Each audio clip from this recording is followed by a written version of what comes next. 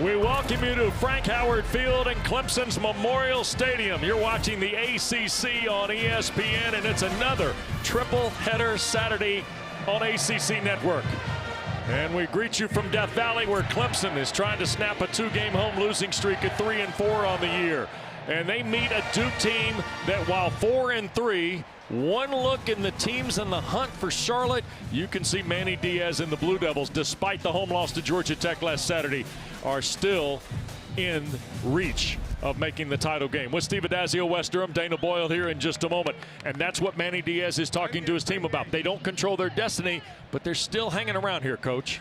Oh, they sure are. They're right in the thick of it. Coming off a bye week, coming here, having an opportunity to get better as a football team. I like this team. I like them on offense. I like them on defense. I think they're a scary team that can strike you. Well, and here's the thing. They've got a three-headed monster on offense. Nate Shepard, Darian Mensah, and maybe the rising star at wide receiver in the ACC, Cooper Barkade.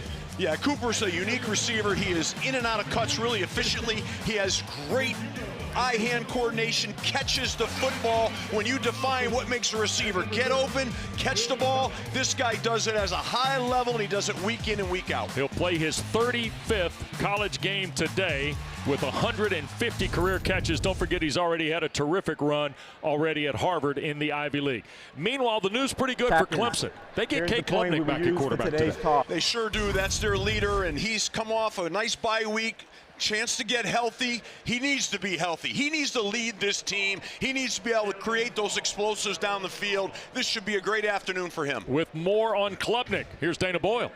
Well, Wes, Clemson head coach Dabo Swinney told me pregame that while Cade Klubnik will get the start this afternoon, he's not 100% healthy. So the pieces around Klubnik, they need to step up. Specifically, the offensive line needs to do a better job protecting. And when I spoke with Cade Klubnik this week, he said, "I'm playing with a new perspective after being sidelined with an ankle injury in the Tigers' last time out against SMU." He said, despite the team's 3-4 record, we are focused on looking ahead and looking at winning the month of November, Wes and Steve. All right, Dana, thanks very much. Duke won the toss, and they're going to kick it to Dabo Swinney's Tigers. Clemson 33-6 in the month of November since 2015. It wasn't the first thing Dabo Swinney told us yesterday, Steve, but it wasn't far down the list. Yeah, they know what November can mean. They've had November recoveries here in the last handful of years. He's hoping their health is returning. He also hopes they're going to return to form in terms of the way they play the game. Yeah, without a doubt, Wes. I mean, he felt great coming out of the bye week, and Dabo's such an upbeat, positive guy that his mentality is the best is yet to come, and we have a chance to get on a run. So we're going to get a look at the Tigers on offense first. And Cosme Salas is going to kick it away for the Blue Devils. Redshirt freshman from Palmetto Bay, Florida, and Adam Randall is deep to return. Now, Clemson is 10th in the ACC in kickoff returns. Randall, however, is almost 23 yards on average. Well, it has been documented here. Duke has not won at Clemson since 1980. It has been 45 years. That's a long time, Wes. 45 years. Man, I was just in college at that time at Central Connecticut. You were playing for the other Blue Devils. Yes, you were. Right. Yeah, End over end kick toward Randall. There'll be no return. Here comes Cade Klubnik out of Austin, Texas, and Westlake High School. Remember now, he also plays today without Bryant Wesco. Injured 2 weeks ago in the loss to SMU, and here's the way Klubnik lines up. 8th in the ACC in completion percentage, 8th in efficiency. He is 7th in touchdowns, and he's 5th in passing yards per game at 255 a contest. He has not played since injuring a right ankle early in the fourth quarter at Boston College, and you see it is heavily taped as he takes the field today for the Tigers. We've got a couple changes, Wes, up front, too. Braden Jacobs is playing left guard. He's got a great potential there, and that should help him up front today. Antonio Williams in motion here on the first snap for the Tigers. Crowd gets really quiet here at Memorial Stadium. Randall going to run and pick up right at about 3 to the 28. Deshaun Stone, Luke Mergott, the stop for the Blue Devils. Well, they opened up with a nice run, and that's something that, you know, Garrett Riley talked about. We need to be able to run the ball. We need to take some pressure off the quarterback. So we're going to look to see how committed they are to that run game today. Olsen, Pat Henry, the tight end. Randall stays in the ball game. Clemson triggers 3 receivers. Here on 2nd down and 7, and Klubnik looking to throw, shoots it to Pat Henry, the tight end. He's tackled on a loss back toward the 27 by Wesley Williams. 97 is Williams. We'll keep an eye on him. We'll look at 7, V.J. Anthony, Vincent Anthony Jr., the other defensive end. And of course, Josiah Green and Aaron Hall fill out the front for Manny Diaz. 3rd down for the Tigers. Clemson's at 38.7%. They're 11th in the ACC. Duke defensively is allowing a big number on 3rd down. 44.6%. They're last in the Atlantic Coast Conference on 3rd down defensively. Here's Klubnik up in the pocket, and he'll be sacked. Pressure from the perimeter, and it's Musa Kane taking Klubnik down, and it's 3 and out for the Clemson offense to start. Yeah, he comes. They get a little secondary pressure here and do a nice job. They're scheming that protection. And as you said, Wes, Clemson's struggling on 3rd down. One of the reasons they're struggling on 3rd down is having a hard time protecting the quarterback here. That was a pressure of the play before, and now with this blitz right here, that backs them up, and not a great way to start your opening drive. Jack Smith, 6th in the ACC in net punting, will punt it to Quayshawn Brown. Wobbly punt drives Brown back, and a fair catch called for and taken by Brown right around the 33-yard line. He juggled it. Now flag has been thrown almost at the point of the punt. Referee today is Tim Hedgepeth, as assigned by the Atlantic Coast Conference. Personal foul, illegal block below the waist. Kicking team number 94. Block below the waist on the offense or on the punt team. Added to the end of the play. So that will be tagged on after the fair catch was called for at the 32. Well, Duke went after that punt. They went after a block, and obviously somebody got him below the waist, you know, an attempt to protect the punter, but that was close. They almost had a block there. And I like that aggressive mentality by Manny Diaz with that kind of being backed up like that to come after the punt. I love when you go after a punt. I think you should go after every punt, to be honest with you. Oh, and Darian Mensah out of San Luis Obispo, California, making his 21st start of his college career. Remember, started his college journey in Tulane. Duke is at the 47 after the penalty on the Tigers. And he's got the freshman Nate Shepard from Mandeville, Louisiana, as his running back. Empty set from Mensah. Quick throw. This is Brown, and he'll get across midfield to the Clemson 49, tackled by Khalil Barnes, the safety. Clemson that time came with a 5-man pressure, and right away they're showing pressure play and man coverage right out of the gate. So this is going to be an aggressive call game on both sides of the ball. 2nd down. This is Shepard's first carry, and he will drive the stack toward the 46 of Clemson. That'll make it 3rd down and about 3 on the play. Sammy Brown, the tackle.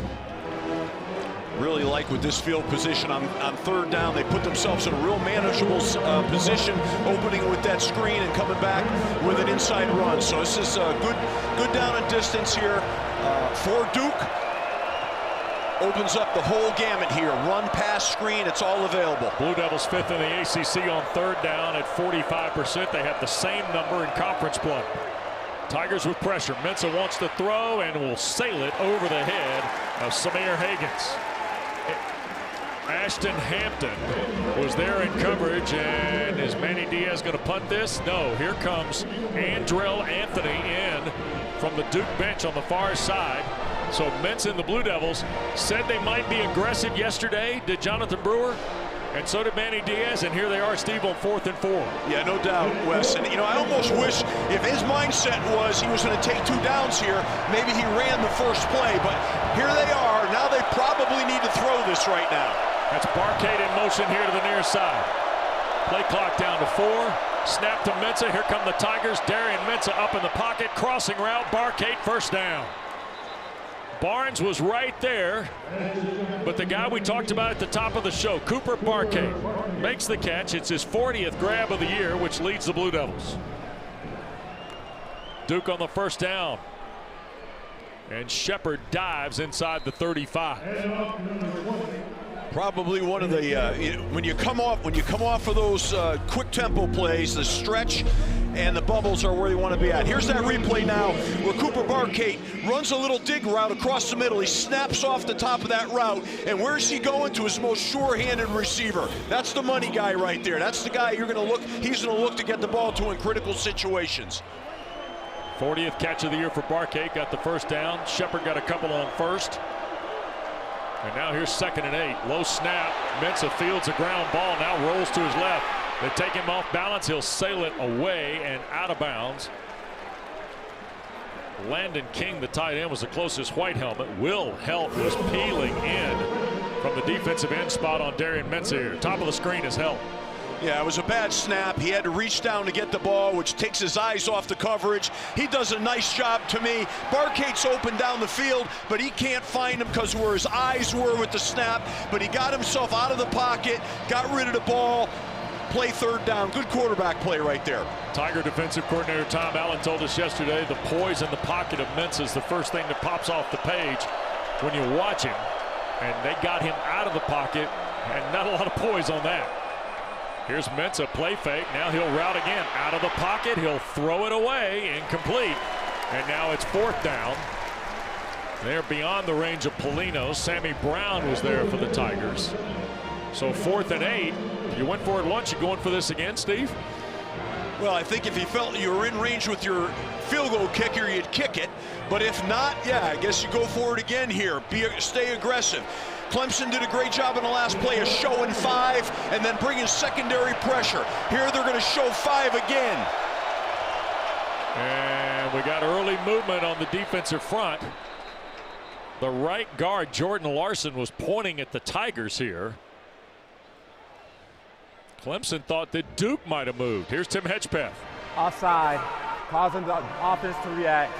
Defense number 15. It's offside on the defense. We don't have the microphone for referee Hedgepeth at the moment. Jaheim Lawson, one of their best pass rushers, is the guy who, leaned in. There it is, right in front of Jordan Larson, transfer from South Dakota. And they teach the linemen, offensive linemen, as soon as they come across, stick your hand out there and grab them. Takes one to know one, doesn't it? And that's what he did right there. Nice job. You guys work on that? Is that like a drill? Oh, yeah, baby. We'll take that 5. Now we got 4th and manageable, 4-3. Yep. Barkay to the bottom of the screen. Hazley, the tight end. 2 receivers at the top. Anderson Kessel is the running back. Clemson showing blitz. Mensah from the pocket lines up Barkay, who makes another terrific catch at the 20-yard line. Avion Terrell in coverage. But another 4th down conversion. Darian Mensah to Cooper Barkay. Well, great job in protection. Let's start there. He steps up in the pocket. Look at Barkay come back to the ball with great strong hands. Watch his route right here. He's going to move that DB, snap it off, come with strong hands, get it, and turn around and get vertical. This guy's a heck of a football player. Ball at the 19 for the Blue Devils. Red zone opportunity for Manny Diaz's team. Mensah takes his shot, end zone, and caught. Did they hold all the way through? They did. Touchdown for Quayshawn Brown. Myson Kelly was in coverage, and Mensah drops this one in the bucket, Coach. That's a heck of a throw right there. What a route. He held the red line. Great throw. Really, again, fighting up front for pocket protection. But look at this. What a throw. What a route. Brings it down. Catches the ball. Duke's on. That's what they wanted. They want a fast start. They got a fast start. They're up 7-0 right now. Off their first possession, which featured a couple of 4th down conversions, Polino adds the point. The Blue Devils, trying to stay alive in the ACC race, have struck first here at Tiger Town. Darian Mensah throws his 18th touchdown pass of the year. Quayshawn Brown catches his 2nd.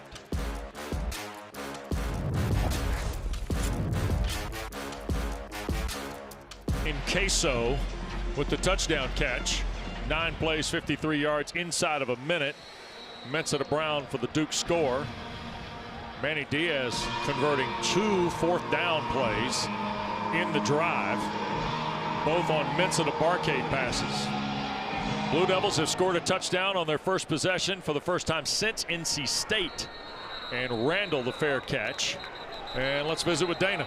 Well, Wes, we watched Cade Klubnik take that big hit the last time the Clemson offense was on the field. He exited the field limping, favoring that right ankle, which Coach Dabo Swinney told us he's not 100%. He went right on the exercise bike. He's been doing air squats on the sidelines. He's been doing high knees in every effort to keep that right ankle warm. Steve, early assessment of the offensive line. Are they doing enough to help Cade Klubnik be successful in this game? No, you can't get him hit like that. I mean, he took a hard sack, twisted his ankle a little bit, and with that injury, that's what's going to happen. He's going to tweak it, and it's painful. That's why he's keeping it a bit warm. But Dana, they've got to protect him better.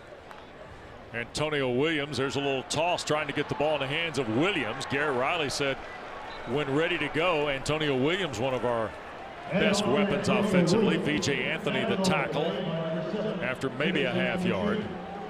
Well, nobody has to tell Dabo Swinney where things are. 185 wins. You see the winningest coach in program history at Clemson. He's got 111 ACC wins. All-time winningest coach in conference history. Early movement. This might be a free play. No, they're going to stop it. I think this is on. Is this on Duke, Steve?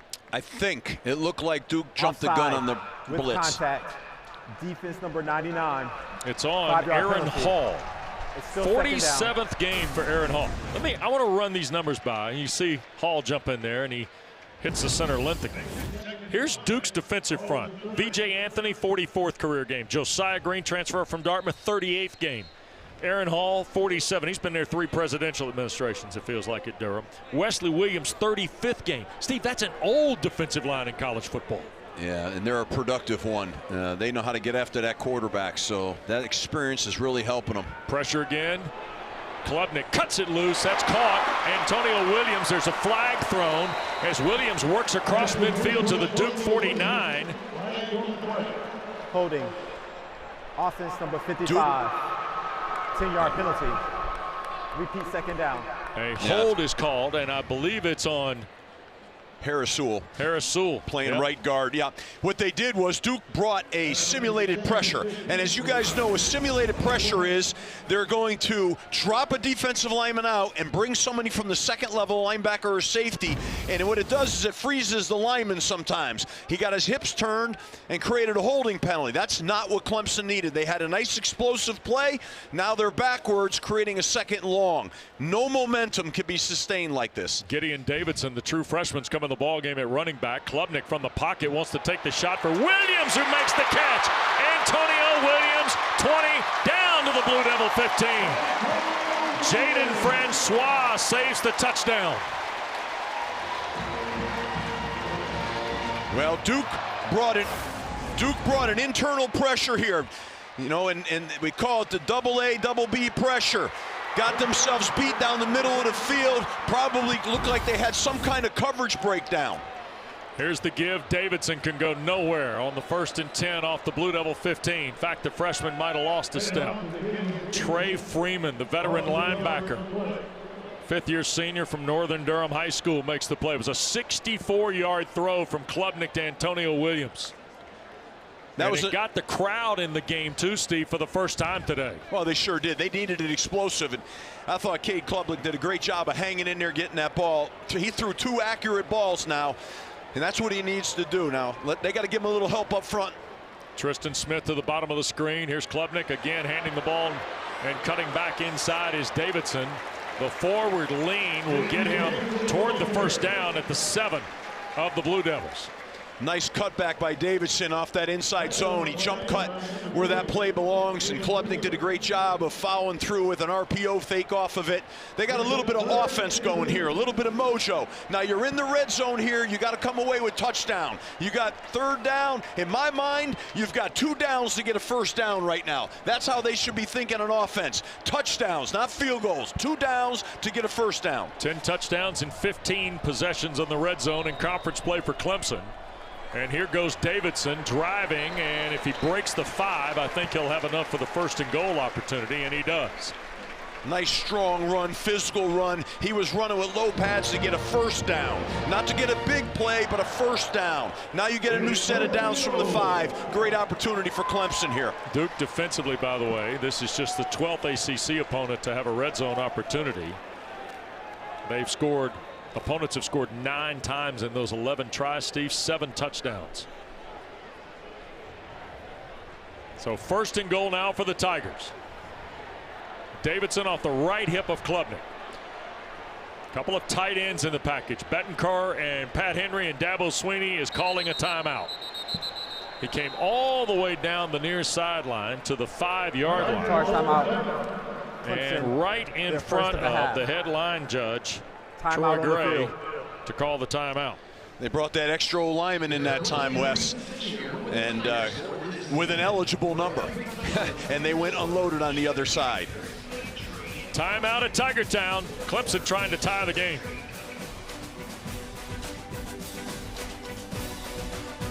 When the Tigers have the ball, we've already seen one of them. Heck, we've seen both of them. Oh yeah, I mean they're making him, they're impacting this game already, Wes, and that's what a dude does. A dude is a guy like, wow, man, that guy's a dude, and you're seeing it in full display. They're going to be digging in here. Let's see if they show up again on this inside the 5 low red zone opportunity. By the way, Antonio Williams, a career high in terms of catch, 64 yards, his best. Clemson only had 4 yards on their first drive. They've got 70 on this one. Randall has come back in the game, and here they go again, Coach, with the 2 tight ends extra. Well, they took the extra guy out now. Put 2 receivers to the right. That's Williams in motion. Klubnik going to hand it to Williams, tries to fight for traffic and dives for the touchdown.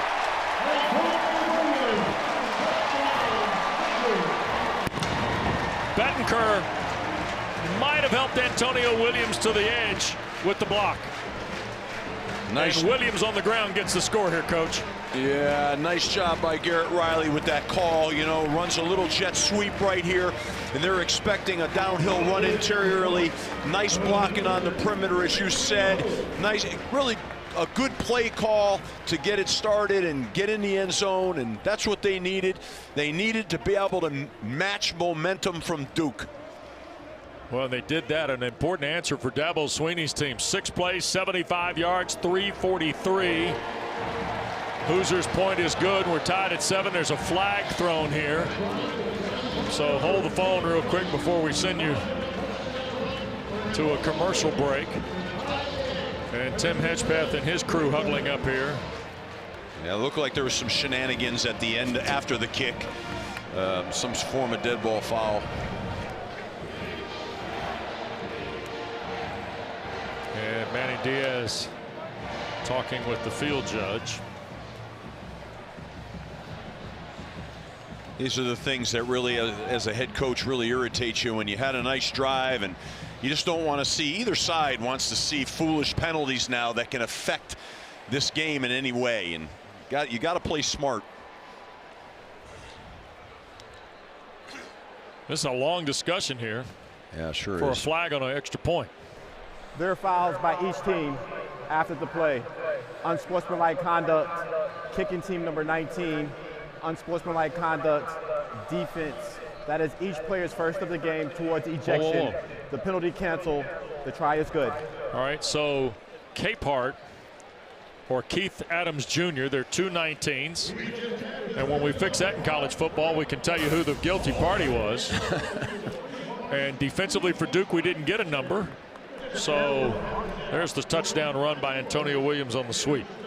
Yeah, look at the nice blocking out in the perimeter. A nice job of reaching the ball as he crosses, gets near the end zone, leads to the touchdown. You're right, Wes. Just all these dual number guys. I mean, it's crazy, man. I don't get it, you know.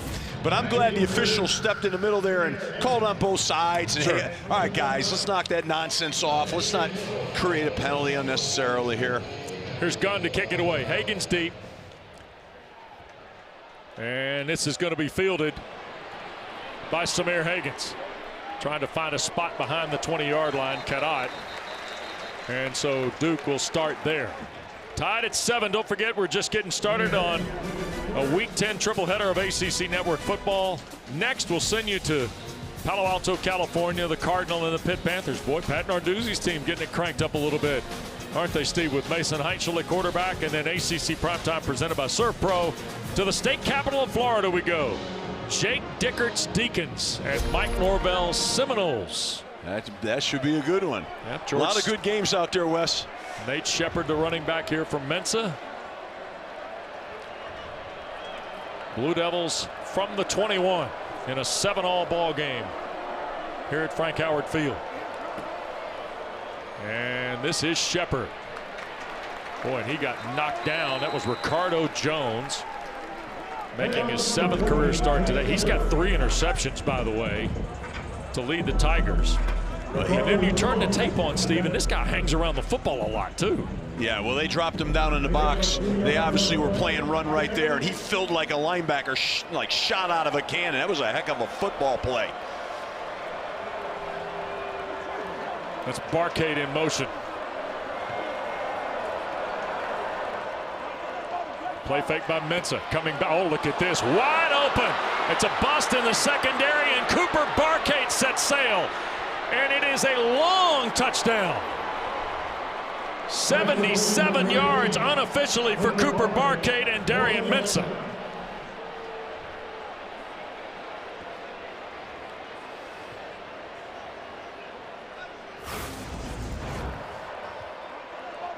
Well, what you have right now is this. The corner came late, thought maybe the quarterback was a threat of running. They busted the coverage, obviously, in some kind of man coverage, and he's down the boundary, free right here. Looked like they're maybe bringing a corner fire, but come on, man. This guy's all by himself. There's nobody within 30 yards of him. And then he's running down the field, high-stepping, getting the end zone. What a play. Extra point by Polino, and Duke answers the Clemson touchdown. Now with one of their own. And the legend of Cooper Barcade continues to grow. Barcade's now got his 5th touchdown catch of the year, and it's a 77-yard strike. Duke by a touchdown. I'm not sure he was supposed to come on this blitz. I think he might have had him man. But if he was supposed to come, and I don't think he was, then there was nobody else out picking out Cooper Barcade in man coverage. That's a blown assignment. My assumption would be that Avian Terrell should have matched him and not have been a part of that blitz. Barcade's got his 3rd catch. Now 97 yards and a touchdown. There'll be no return by the Tigers. And let's go downstairs, check today, and as Clemson tries to answer again. Well, Wes and Steve, what's scary if you're an opponent playing Duke is that Cooper Barcade still has 1 more year of eligibility. And this is a guy who, out of Mater Dei High School, had plenty of Power 4 offers. He made the decision to go to Harvard after his older sister, Maddie, was a lacrosse student athlete there. He planned to graduate in 3 years from Harvard and then transfer to a Power 4 school. Talk about having your priorities in order. Well, here's the other thing he's got in order. Here's his last 5 quarters of football. You guys ready? 16 catches, 296 yards. Wow. That's his Not last bad. 5 quarters. Not bad. No. A lot of production right there, guys. And now Clemson, who just answered a moment ago, Klubnik back to work, trying to equal again. Dumped it to Antonio Williams, tried to, and that got deflected away by Bryce Davis. This is the talented freshman, 6'3", 260 from Greensboro Grimsley, who is the highest rated football recruit in Duke history. Really nice job on defense. I'm not sure that ball should have been thrown. He laid that up there, and that was a covered route. He was forcing that ball in there. He can't do that. Don't start forcing him now. You got other playmakers. Spread that ball around. Tell you what, if Kendall Johnson doesn't hit his own teammate, he might pick it. Yeah, I think that's right. Klubnik on 2nd and 10. Far side throw, and that's Tristan Smith's first catch. And that might make it 3rd and maybe 9. Tackle made over there by Landon Callahan. He's playing for Kamari Robinson today, who's been ill the last part of the week and not able to go today. Well, he made a spectacular open field tackle right by the ankles and held on to that tackle. That was really impressive, and now they're forced into a 3rd and long. I think what you want to look for now is the matchup of Clemson's offensive line versus Duke's defensive front. Do they bring pressure? How many do they bring, and can Clemson's line pick it up here? Tight end, 3 receivers are going to sneak Randall out as a wide receiver. Here's Klubnik pressured already. He'll roll back here to the near side. He'll have to throw back across his body. Loads, shoots it upfield, incomplete. Vincent Anthony Jr. was in high-speed pursuit of Cade Klubnik. And Manny Diaz, the one thing you know about the Miami native, he loves a good pass rush. Well, I'll tell you what now, they bluff the blitz and come with Chandler Rivers off the edge. What a really beautiful job of disguising that pressure by Duke. They did not see Chandler Rivers coming. They baited him interiorly, and that's the way you attack protections. Great job by Manny Diaz and his staff. That's really good defense. Jack Smith trying to punt it away. They fly around Smith again. And at the other end, Brown, who had the first Duke touchdown, calls for the fair catch. 46-yard punt. Duke talked to us yesterday about starting aggressively, Steve. In particular on offense, it's kind of shown up on both sides of the ball. Their aggression might have given up the 64-yard throw to Williams that ultimately set up the first Clemson touchdown. But offensively, they have been on point, turning the volume up. There's no question, but there's one more phase. They're going after the punts. They're trying to block punts. There are 3 phases he's being aggressive, and he's just going. You got to like that right now. Your team is going to respond to that. Duke, who has only scored 30 first-quarter points, already has 14 in the opening period here today. Mensah on the perimeter, and Andrell Anthony now. The young man who transferred to the program from Oklahoma, started his college career at Michigan, has his 7th catch in the last 2 games and change.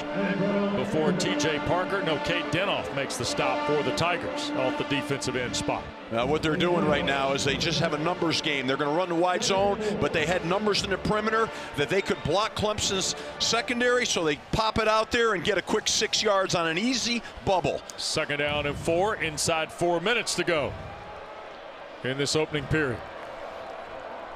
Mensah going to hand Anderson Castle on the reroute. 1st down for Duke. Out to midfield goes the Appalachian transfer.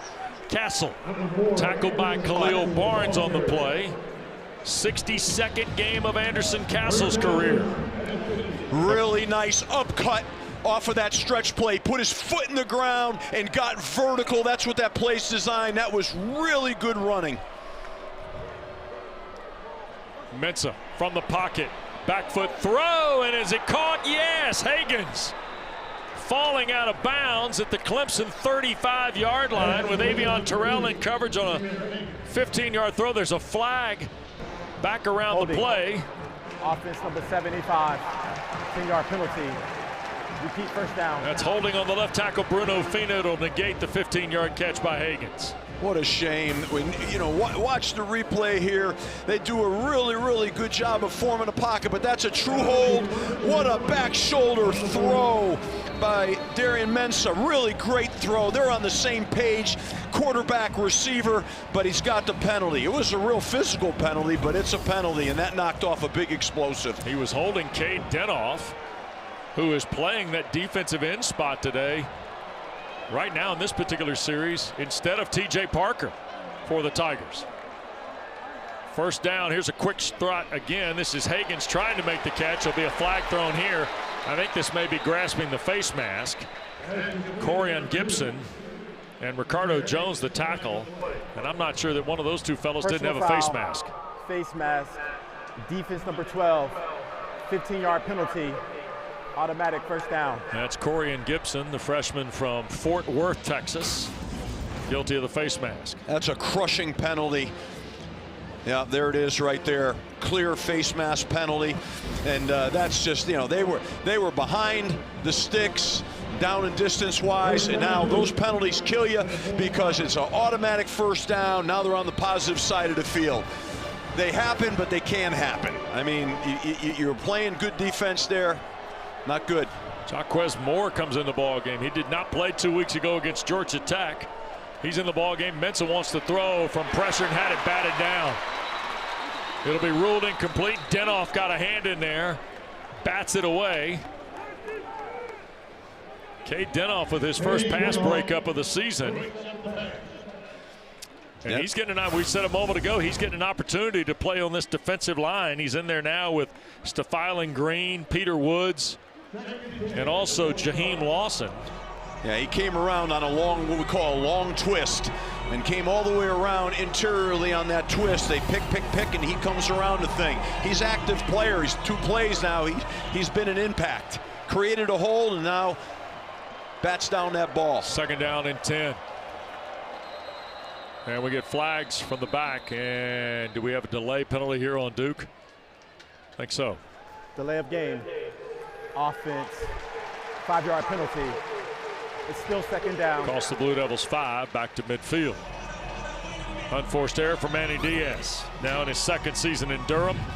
He's got 13 wins in his first 20 games. He's got 8 conference wins in his first 12, Steve. Not a bad start. Nope.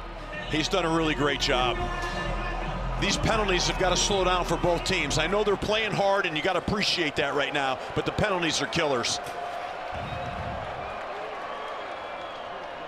Quick throw. That ball's caught, and that is the tight end, Landon King. 6'5", 230-pound grad transfer, Beaumont, Texas,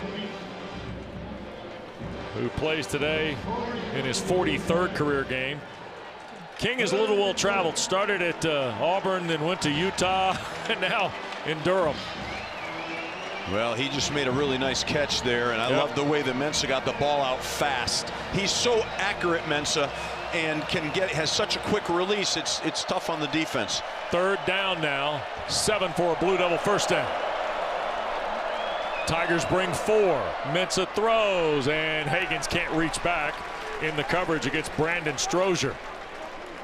Yeah, another back shoulder throw, just was a little bit off target, which is rare by Mensah. And now Blue Devils 4th and 7, 0 for 3 on 3rd downs. They're 2 for 2 on 4th down, and leading by a score. Manny Diaz again going to go for it on 4th down. This one I might punt, Wes. I might try to pin him inside the 10, but he's gone for it and had success on 4th down. Real good success. So Blue Devils can't hear you, Steve. They got the volume turned all the way up. No doubt. Mensah, pressure coming across the middle. Hazley 1st down at the 25, and Duke to the 23 on Jerry Hazley's catch. Khalil Barnes the tackle. 3 of 3 on 4th down is Duke. It's a 20-yard throw. Well, good thing the noise was loud and they can't hear me, because they converted, and a nice play. Going fast here.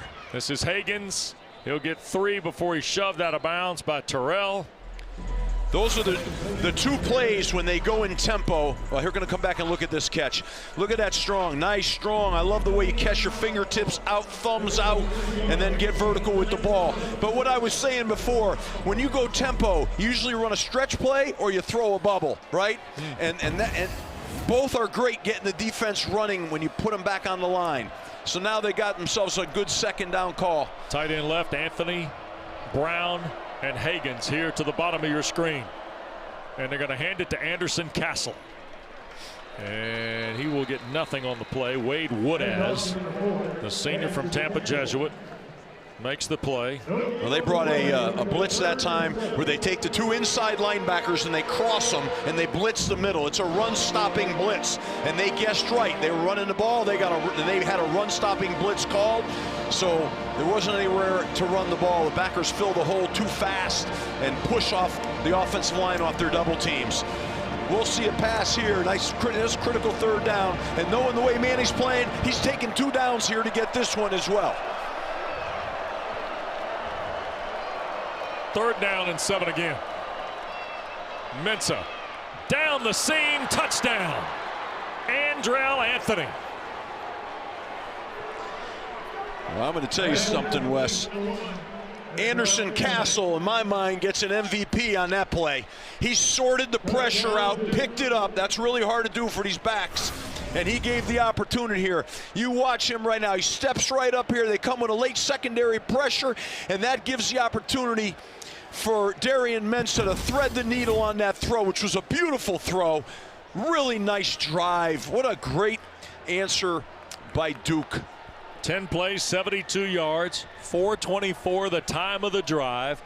In their previous 7 games, Duke had scored 30 first quarter points. The Blue Devils have now scored 21 first quarter points here today at Clemson. And Andrell Anthony has got his 4th touchdown catch of the season and the 8th of his 41-game college career. Well, Wes, you live by the blitz, you die by the blitz, and the blitz came and they got in man coverage, and they beat man coverage that time with that skinny post route. So that's the problem sometimes, you know, feast or famine. So the Blue Devils, who wanted to start fast, be aggressive, certainly on offense, and that has produced 3 touchdowns in 3 possessions in this opening quarter of play. And with just 5 seconds left, it's now a 2-touchdown deficit, and the Tigers getting ready to take the football again.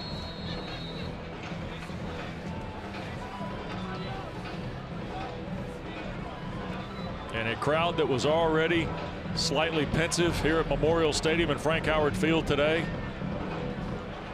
about today's game is already kind of seen what they had hoped to avoid. And that is a fast start by the Blue Devils, who are 3-1 in the ACC. And Steve didn't wait long today. A couple of 4th down throws to Barkate, then the touchdown to Quayshawn Brown got Duke started. And then maybe the most important thing Clemson did in this first half was answer the Duke touchdown. They did, with a couple of explosive plays that set them up for that touchdown. And there's a lot of ball left to play here, and they've got to just answer now. Clemson, play within themselves, and have a nice drive, put a nice drive together, and answer here. Barkate the score, and then a moment ago Anthony on the 20-yard catch to make it 21-7. Gideon Davidson's the running back. Klubnik puts it on the perimeter, and Antonio Williams back to work. Out across the 25, 28-yard line, tackled by Caleb Weaver. That's going to get us to the end of the first quarter. Mensah and the Blue Devils, 3 touchdowns. He's already tied his career high with 3 TD passes in the opening quarter at Clemson.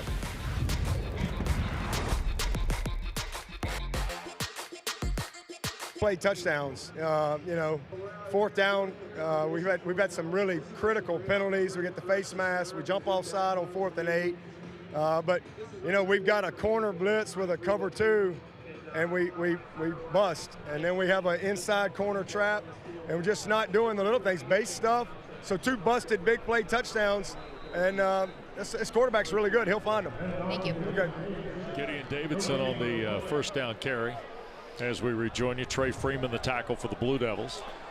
Well, as you heard, West, you know, Dabo cleaned that up. That pressure that happened, that was supposed to be a corner fire, and the safety didn't come over the top on the ex-receiver. So, as he said, Darian Mensah will find those mistakes and those problems. So 2nd down now, or 3rd down now, and 7 for Clemson. And Cade Klubnik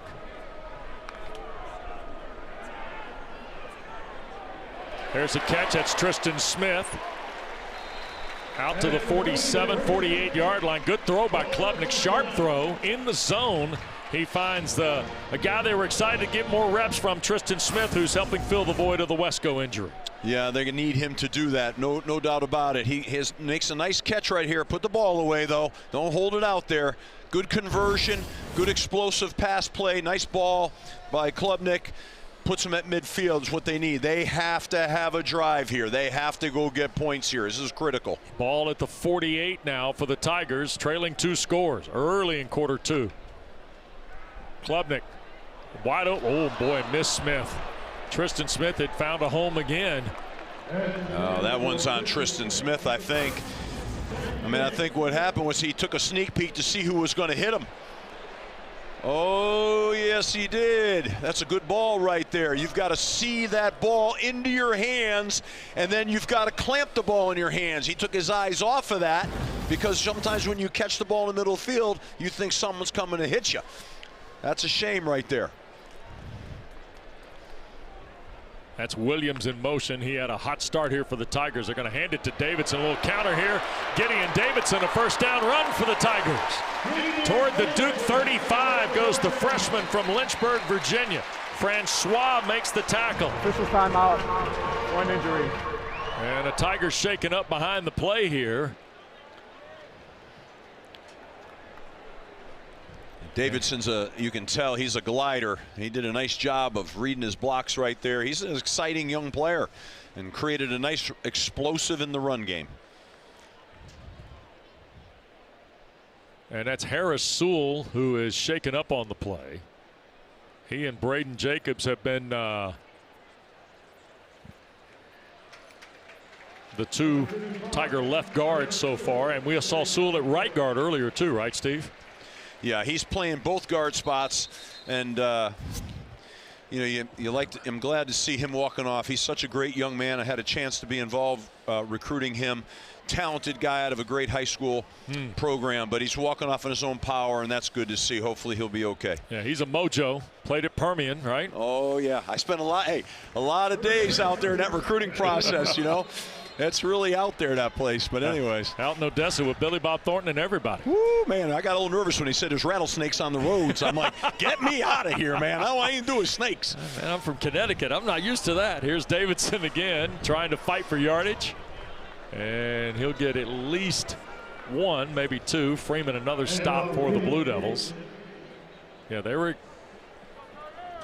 I tell you, the Sewell injury, if I remember this correctly, Dana, in our visit, not just yesterday, but also last week, Harris Sewell is a guy, too, they want to see play center, Steve. Yeah. And you hope he's not banged up too badly, because that takes away a little more of their depth in the offensive line. Remember, they lost Colin Sadler 2 weeks ago. Now, it's not a season-ending injury, but it's one that Sadler does not play today for sure. Here's a quick throw, and this is T.J. Moore fighting through. And he fumbled the ball, but I think the Tigers have jumped back on it at the 17. Freeman raked it out of there. And in the pile they go. You see Anderson fighting. On the field as a fumble recovered by the offense. First down. And it looked like Gideon Davidson may have gotten on this.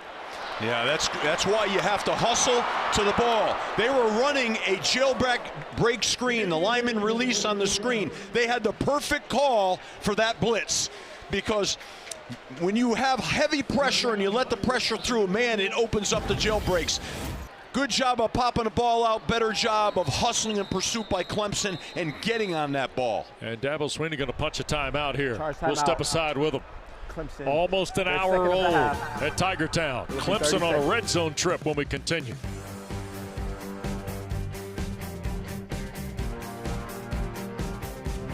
On a touchdown.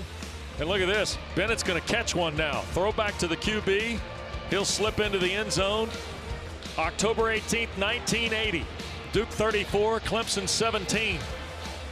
Offensive coordinator for the Blue Devils that day, Stephen Orr Spurrier. The head coach of the Blue Devils, Elon legend Red Wilson.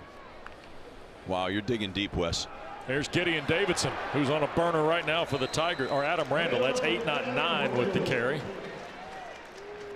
And by the way, since that day, Duke has not won at Clemson. That's amazing. That's Mike Krzyzewski's first year as head coach of basketball. Queen was the top of the charts. Dallas, MASH, and the Dukes of Hazzard were television's #1 shows. Wow. That's what Duke's trying to snap today. A 15-game losing streak at Clemson to the Tigers. They haven't been here since November of 2018. Here's Klubnik, the throw. Olsen, Pat Henry, the catch. He'll be tackled inside the 5. It's 1st and goal for the Tigers. Well, they're 1st and goal in the red zone, and I think that's critical. I like the way Klubnik's throwing the ball right now. I really do. They're going to go get black and white stills. Side note, Duke football had a great slogan. Red Wilson, who liked up-tempo offense with Spurrier, they had bumper stickers that said, "Red means go." It was really good. Back in the day, we had that kind of thing. I'm in memory lane just watching. That's what I remember watching the. I have some of those stills and watching the videotape. Yeah. Oh man, alive! 16 millimeter. 10th play of the drive. Here's Klubnik looking to throw end zone and wide open Antonio Williams for his second touchdown. So for the second time in 4 possessions, Clemson has answered a Duke touchdown with one of their own. Well, Manny Diaz said one of their concerns is their back end, and they're coming off here a little bit of an RPO action, and somebody in man coverage cut Williams loose. You can't do that. That's happened a couple of times. Both teams now have had some real coverage issues that have led to wide open guys for scores. 11 plays, 75 yards in 439. Tigers on the board again. Cade Klubnik, touchdown pass number 12 on the season. Interviews with players and coaches and more. Kelsey Riggs-Cuff, Tom Luganbill, the former Stanford great Bryce Love, and Mark Richt. What more do you need? ACC Huddle final score follows our coverage today on ACC Network. Triple header? No, look again at the TD here, Coach. Okay, they're in a 3-by-1 down into the to the right side of the field here, and what's going to happen right now is you're going to see Antonio Williams is going to be left scot-free running a little corner route, and they run an RPO, and Klubnik sees they cut him loose, and they hit him on that little corner route wide open. Really nicely schemed. The 3-by-1 created a little bit of a mix-up in the man coverage. No return for the Blue Devils. Duke off its 25. Blue Devils have had the ball 3 times and scored 3 touchdowns. Darian Mensa's thrown for 3 of those scores. Brown, Barcade, and Andrell Anthony. Clemson has answered with touchdowns in 2 of their last 3 possessions to the Duke touchdowns. It's almost like we're just changing serve here, Adazio. Well, you're seeing these coverage busts right now are creating these explosives, and got a lot of offensive ball happening here. Nate Shepard is back in the ball game with Darian Mensa. Hazley, the tight end, in motion with 3 receivers. Clemson shows a pressure. They're going to hand it to Shepard, and the Tigers are right there.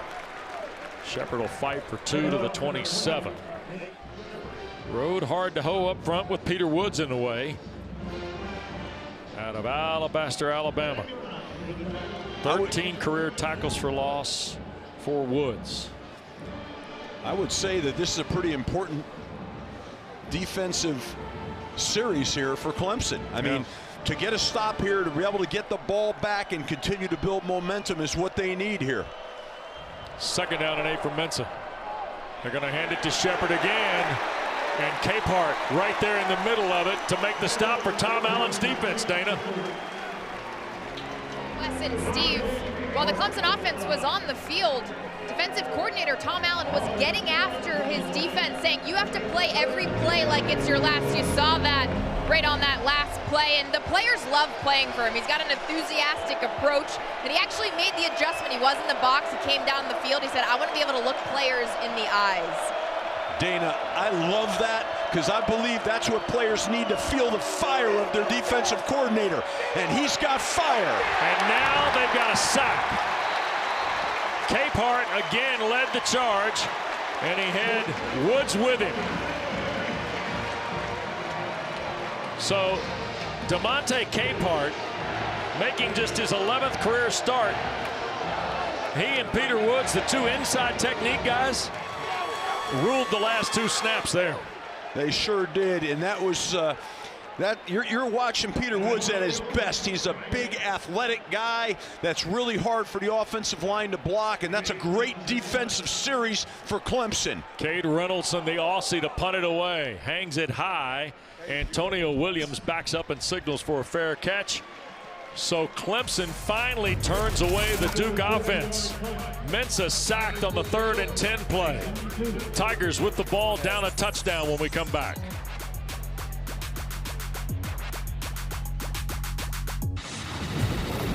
Look get your lip split hitting the face mask, but I like his passion and his energy right there. They can feel it. Tigers take over the ball after Clemson's defense under Allen's tutelage posted its first 3 and out of the day. Duke's only had 13 3 and outs this year. Here's a long throw. Klubnik to Tristan Smith. And he'll be tackled right around the 45-46 yard line. Deshaun Stone, the terrific junior from Asheville, North Carolina, redshirt sophomore rather, makes the stop. Klubnik and the Tigers on the bump here after the 14-yard throw. You got to like Klubnik. You know, Wes, right now he's pretty accurate. He's throwing the ball well. Yep. Found a bit of a rhythm. They're going to toss it, and this is Randall trying to get right side. He'll crack the midfield line, fall forward into Duke territory. Steve, Clemson's having to chase a little bit here in the first half. Duke the 3 touchdowns. One injury. And we got an injured player, so it is Smith who is going back to the huddle, I think. And he's got to come out for a snap. Klubnik is 9 of 12 now for 129. The touchdown to Williams a moment ago. But you know, Wes, you kind of feel their energy right now. I mean, I think Clemson's fighting right now. They're playing hard. Dabo's done a great job of keeping the attitude high and the energy high. You can feel it now. To close this drive out would be big for them here. Well, the one thing is Dabo doesn't linger, right? He's always playing up and playing ahead. And that's evident. And that's a good thing. That's what your team needs. That's what a leader has to do. Randall, the running back. They're going to hand it to Adam Randall into the secondary. Good hard run by Randall. Stone makes another Duke tackle. But this one's at the 33-yard line. It's a 15-yard run for the grad student from Myrtle Beach. Now you don't want your high safeties making tackles. That's what means it's a big play. Klubnik fakes the toss, wants to throw. Williams gives chase. Klubnik now downfield. Pat Henry can't hang on. He had Callahan there. And Olsen, Pat Henry at 240 pounds, could not reel it in. Well, when you watch this right now, Braden Jacobs is going to be a part of that play action pass. He needed to finish that block because when Klubnik got flushed, the timing was off. If the timing wasn't off on that, that would have been a touchdown throw. And that's a shame for Clemson. That was another big explosive opportunity, but that's okay. Replay it here. We got second down, go again. They're playing hard. Tristan Smith back in. He and Antonio Williams to the far side. Bettencourt and Pat Henry, the 2 tights to the right. They're going to hand it to Antonio Williams again. He'll try and make a move at the 25, and the stack's going to take him inside the 20. Tigers are hustling. Dabo's punch in the air right at the 15. 16-yard run for Antonio Williams. It's a pass play, actually, because it was tossed in front of him. And Antonio Williams has got it. They're going to spot it at the 17. Run a little jet sweep to him, but I tell you, look at his effort. Look at the way he's driving. Look at the Clemson team running down. Big lineman running down. Push the pile. That means you're playing with some juice. They really like this 2 tight package. Now the toss. Randall again, right side. Full head of steam. Out of bounds he goes. Crowd wants a late hit. Right on the line with Elliott Shopper, the linebacker. He's a former high school Westlake guy like Cade Klubnik. Oh, boy. That really should have been a penalty. He's way down the paint after the whistle. That could have been an injury. That probably should have been a penalty, Dabo. He's working him, Dabo, right now. I get it. I get it. Yeah, he's not happy. But he's got to be happy with the play of his offense right now. Second down and 3. Tigers trying to tie this thing now.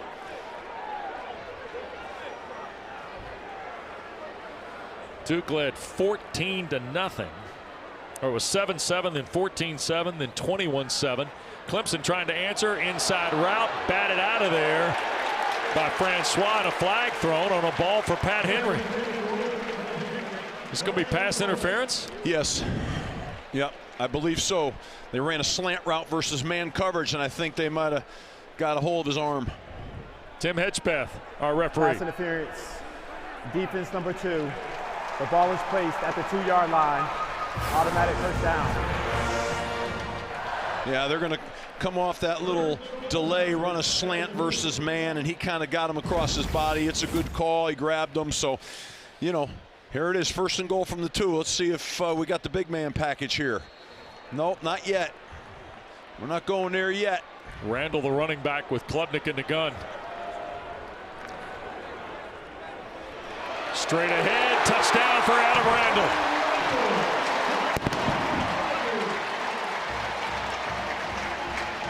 So Clemson now in their last 2 possessions, Steve.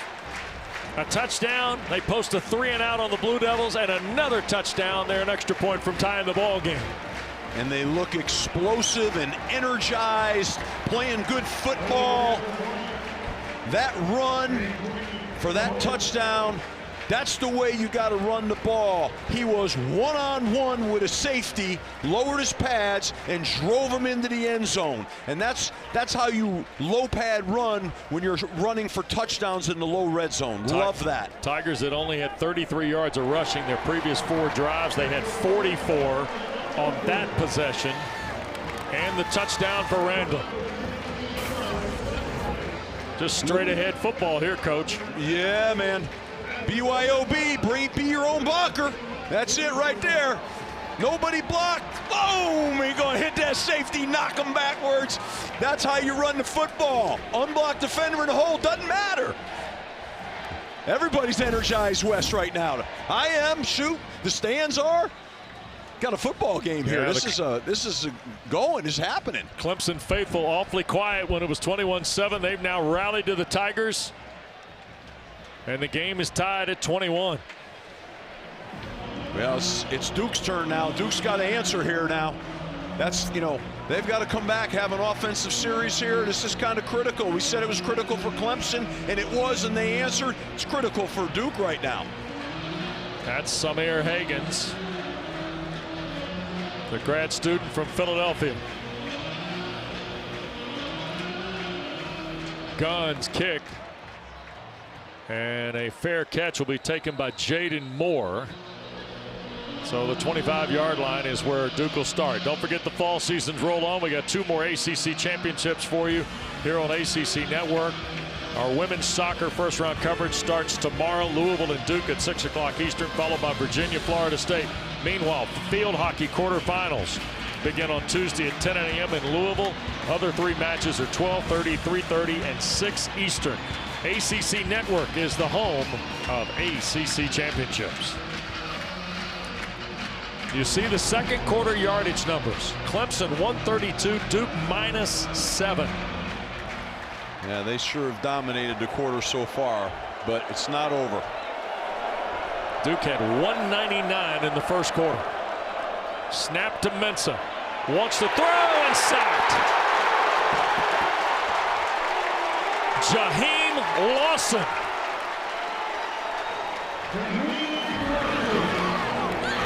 My goodness. He's like he's shot out of a cannon here. He beats his man, gets vertical.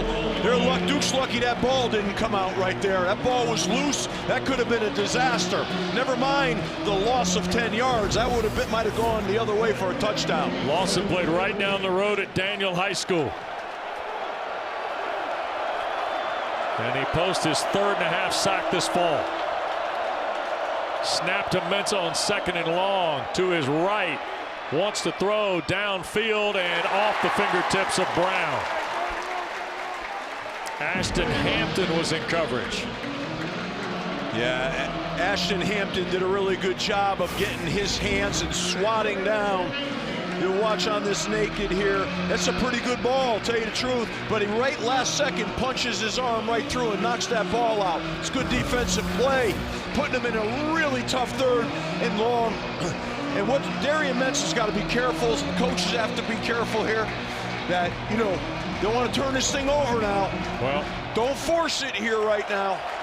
Clemson's done a good job of neutralizing Barcade too, Steve. Yeah, where is he? Well, he may show up now. Here's Mensah to his left. He'll flip it out, Shepard to catch, and he will get to the 20. Flag is down, middle of the field here. Avion Terrell, the tackle of Nate Shepard. And Tim Hedgepeth. Ineligible player downfield. Offense number 64. The penalty is declined. 4th down. That's another 3 and out for the Tiger defense. Wow. Yeah, wow. You feel it, right? You feel it. Well, the interesting part about it is Duke did exactly what they wanted to do in their first 3 offensive possessions. And to a degree, they had a little defensive mojo built too. Clemson's found a way to move them off point here with pressure. Yeah. Something they were not able to do 2 weeks ago against SMU. Right. I think pressure is a big factor here. And I got to say, I think the play of Klubnik has been a big factor here as well. And I always say, great quarterback play lifts all the boats in high tide, and you're seeing it. Yep. He's less than 10 an attempt. Reynoldson, a running start, and the Aussie lands a high punt. Boy, that's going to take a Duke bounce. Williams wants to field it, and he'll be tackled at the 20. 57-yard punt by Reynoldson is going to equal his best. He had a Cal punt of 57 as well about a month ago. You see the Duke back quarter. 21 points, almost 200 yards of offense. A real fight here in the second quarter for Manny Diaz's offense. Meanwhile, 14 straight by the Tigers, who have never led today. It's been tied, but they've never led. Now they've got a chance at 21 all and 4.5 to go before the half. And Kate Klubnik, Steve, there's the numbers. 13 attempts, 129. Just off 10 an attempt here for Klubnik with a touchdown. Yeah, no doubt. I think he's playing well, and I think the defensive front for Clemson's playing well and knocking Duke off schedule. And what you're seeing is a momentum shift right now. See if they, like you said, Wes, can they come back and score here? Randall, the carry, breaks through 2 tackles. First down and more out to the 20-yard line. Big run of 17 for Adam Randall. Gets the drive started for Clemson. And Steve, a team that 2 weeks ago was having a hard time pressing it against SMU, has found some running room today against a pretty good Duke front. I don't think there's any question. You're seeing right now everyone's playing a little harder. I mean, Adam Randall, look at the way he's running violently. I just think that that's what momentum, positivity, what that can do for you. It's unbelievable in football now. First down and 10.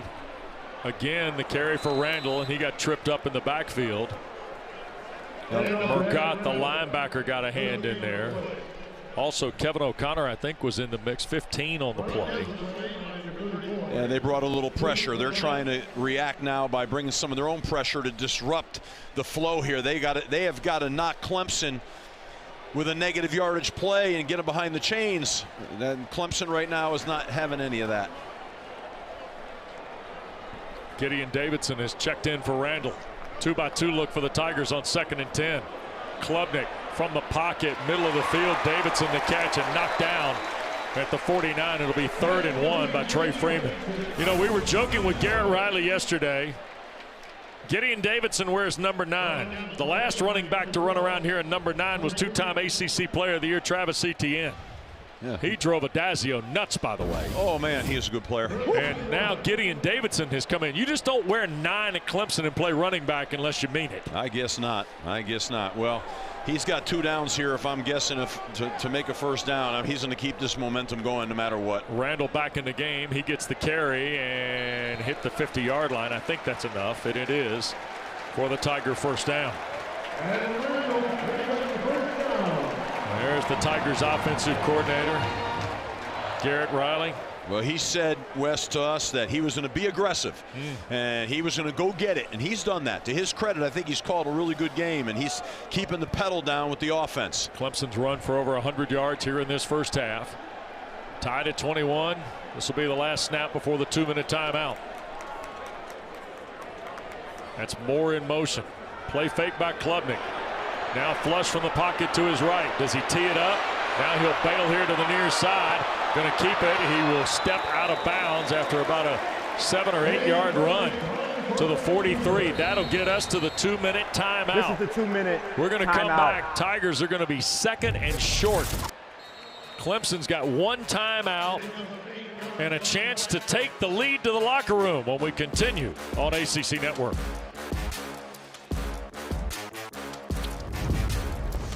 Charlotte, Bank of America Stadium. Tigers, you see, 72 yards, first 3 drives. Not anymore. Clemson's in full gear now, both sides of the ball here. Chance to take the lead at the half. In the final 2 minutes, they're going to trap it with Adam Randall, and that's a first down run to the 36. Now remember, Dabo only has one timeout, and the clock running now inside of 2 minutes to go. Well, they said they had to run the ball. They're running the ball, and they're running with success. And I think Adam Randall's really, really doing a great job with patience on that last run. Yeah, but TJ Moore to the far side, Smith and Williams here to the near side. Klubnik has thrown for 138. And now they slide Randall around to the near side, and he's going to get 9 again. Deshaun Stone makes the stop out of the Blue Devils secondary. 10-yard run right at a first down number, and Klubnik right up on the beat again. That's called a pin and pull play. Free play for Klubnik. Nope, they're going to stop it.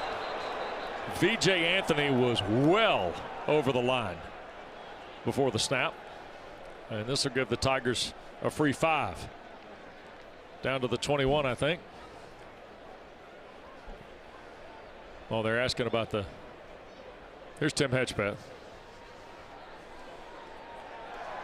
Offside, unabated to the backfield, defense number 7. The penalty is declined. Correction, 5-yard penalty. It's still first down. The 10-second runoff is declined. The clock will start on the snap. You see Anthony Anderson, he was also offside too. They didn't get the first guy, they were going to get the second guy. Yeah. Dabo declined the 10-second runoff. Of course he did. So it is 1st and 5 at the 21. Klubnik going to run it again with Randall. Adam Randall, first down and more. How about 1st and goal? And now a flag is thrown in late from behind the Blue Devils secondary. Clock stops with 75 seconds left to go. Randall on a 13-yard run. Personal foul, illegal block below the waist. Defense number 8. The penalty is enforced half the distance to the goal. Automatic first down. So that'll take it to the 4, 4.5. Yeah. Yeah, that's that rule where you can't go low on an offensive lineman trying to block you high. There it is. And the DB went low, and that's a penalty. Haven't seen that in a while. That's a good call, and that's a penalty, obviously. Correction, the offense wants the clock to start on my signal. 86 yards on a dozen carries, 7.2 yard average for Adam Randall in this first half. Dabo said yesterday he was going to challenge that O-line. I think he challenged him. I think challenge accepted. Going to hand to Randall, right side. Duke trying to cover the big back, and he'll drive it down to just outside the 2. Chandler Rivers out of Beaumont, Texas, the senior. 47th career game, makes the stop. Duke. And now Duke will use the first of their 3. 30 seconds. With just beyond a minute to play. Steve, if you're Manny Diaz, please set the game clock to 1 minute. More than likely you're going to be behind going to the locker room. Yeah. How do you handle this with your team? Because this is a team that's pretty well heeled in terms of the way they're all set up here. Yeah, I think you go in there and you explain to them, listen, we had control of this game. We were playing the way we wanted to play. We had a lull in the second quarter. Now we got to come back and win the third quarter. And I think that's what's going to happen in the locker room. No panic. No panic. Just a lot of juice, a lot of positivity. Boy, Vincent Anthony is not having it now. He is fired up at the Duke bench. I love that. I love that. Your best players got to stand up right now. They got to lead. Best players. You can make a stand here. Got to respond here. And on the flip side of that right now, Clemson's got to punch this thing in. They got to come off the ball, knock them back, and find a way to go score a touchdown here. 310-pound Peter Woods is coming at the fullback spot ahead of Randall. Talk about your power eyes. Toss to Randall, right side, touchdown for Clemson.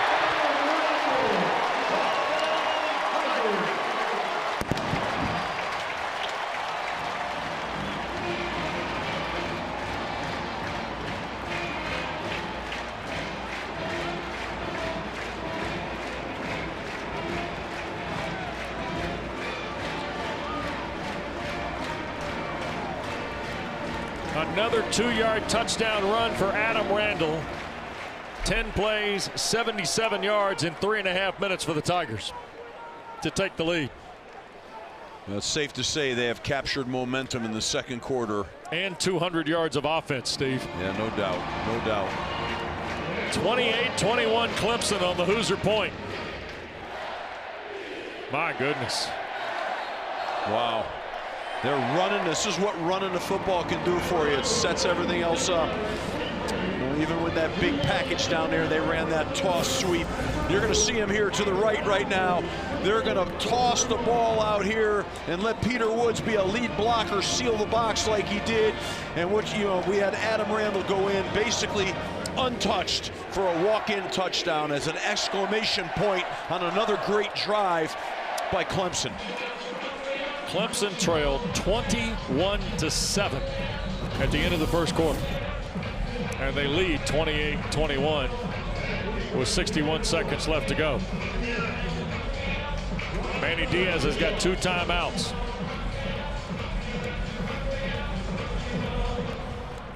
Gunn's kick will not be returned. Blue Devils, who are minus 12 yards of offense in the second quarter, will start from their 25-yard line. Don't forget, coming up at the half, we'll send you to Dallas, actually to University Park, Texas. Taylor Tannenbaum, Eddie Royal, Eric McLean, Jimbo Fisher. They'll get you up to speed on all the ACC action here in the noon hour, and that means Miami SMU highlights. And a first recap of what we've seen here at Frank Howard Field. On a big day of ACC football, still to come today, Louisville's at Virginia Tech. The Cavaliers of Virginia are in Berkeley, and Pitt is at Stanford. That's our next game here on ACC Network. Then the nightcap, Florida State hosting Wake Forest. There's a throw by Mensah, and this is Barcate across the first down stick at the 35.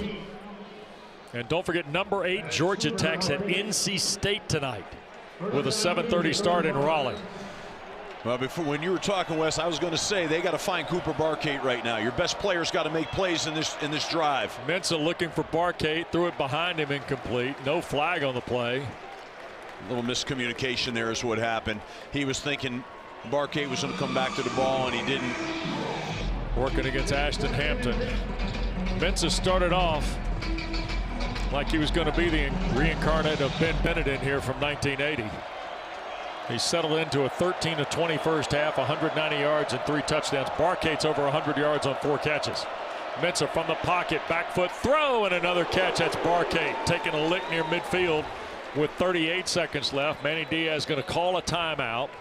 Khalil Barnes, the big stick from the Clemson secondary on the 13-yard throw. You know, that was really, with the pressure in his face, that was a really great job with the throw. And then of course, watch the strong hands here. Look at Barcate right now. He's going to snap off his route and come up strong and take a shot, but that ball's secured. But that throw was equally as impressive while he was getting smashed as the pocket collapsed. Those are 2 really good football players making a really big play and a critical. Now they've got 3rd and short right here. The object now is you just got to make sure you get this first down. 3rd and 1 at the Duke 44, and Duke down to 1 timeout.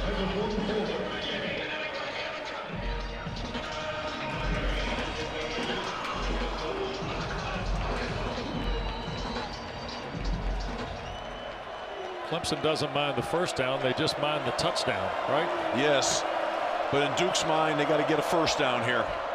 Mensah threw it behind Barcate. Hampton almost intercepted it. Darian Mensah missing Cooper Barcate, and it was almost Ashton Hampton's 4th career interception.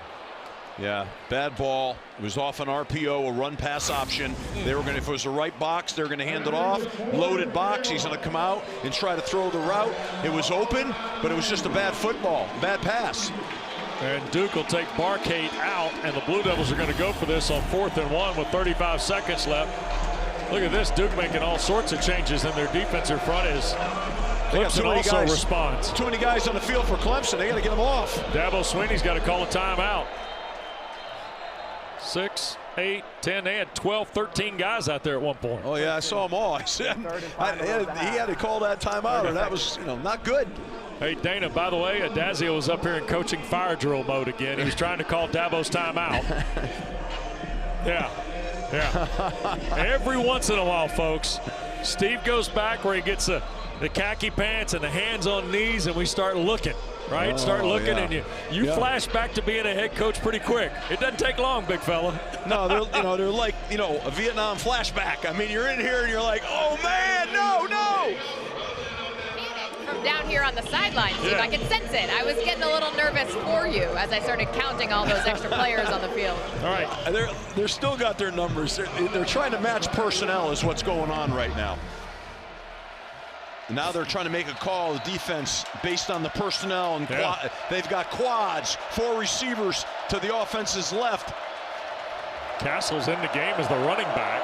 Clemson's got 4 on the line. Duke with 1 timeout. They're going to hand it to Anderson Castle. He got the first down. So that was all in an effort right there. Quads and the formation to pull the defense out of the box so they could have a light box to run it the whole time. I'm surprised Clemson kind of fell for that just a little bit, but they had to cover down. Clock starts again. 27 seconds left. Snap to Mensah on the first down play and tried to make the throw toward Quayshawn Brown and Avion Terrell. The second Tiger in the drive to have his hands on the football, but cannot complete the interception. They were all over that route, and it was a little bit late, and they jumped it. Oh, man. Wow, that could have been a pick, should have been a pick, really.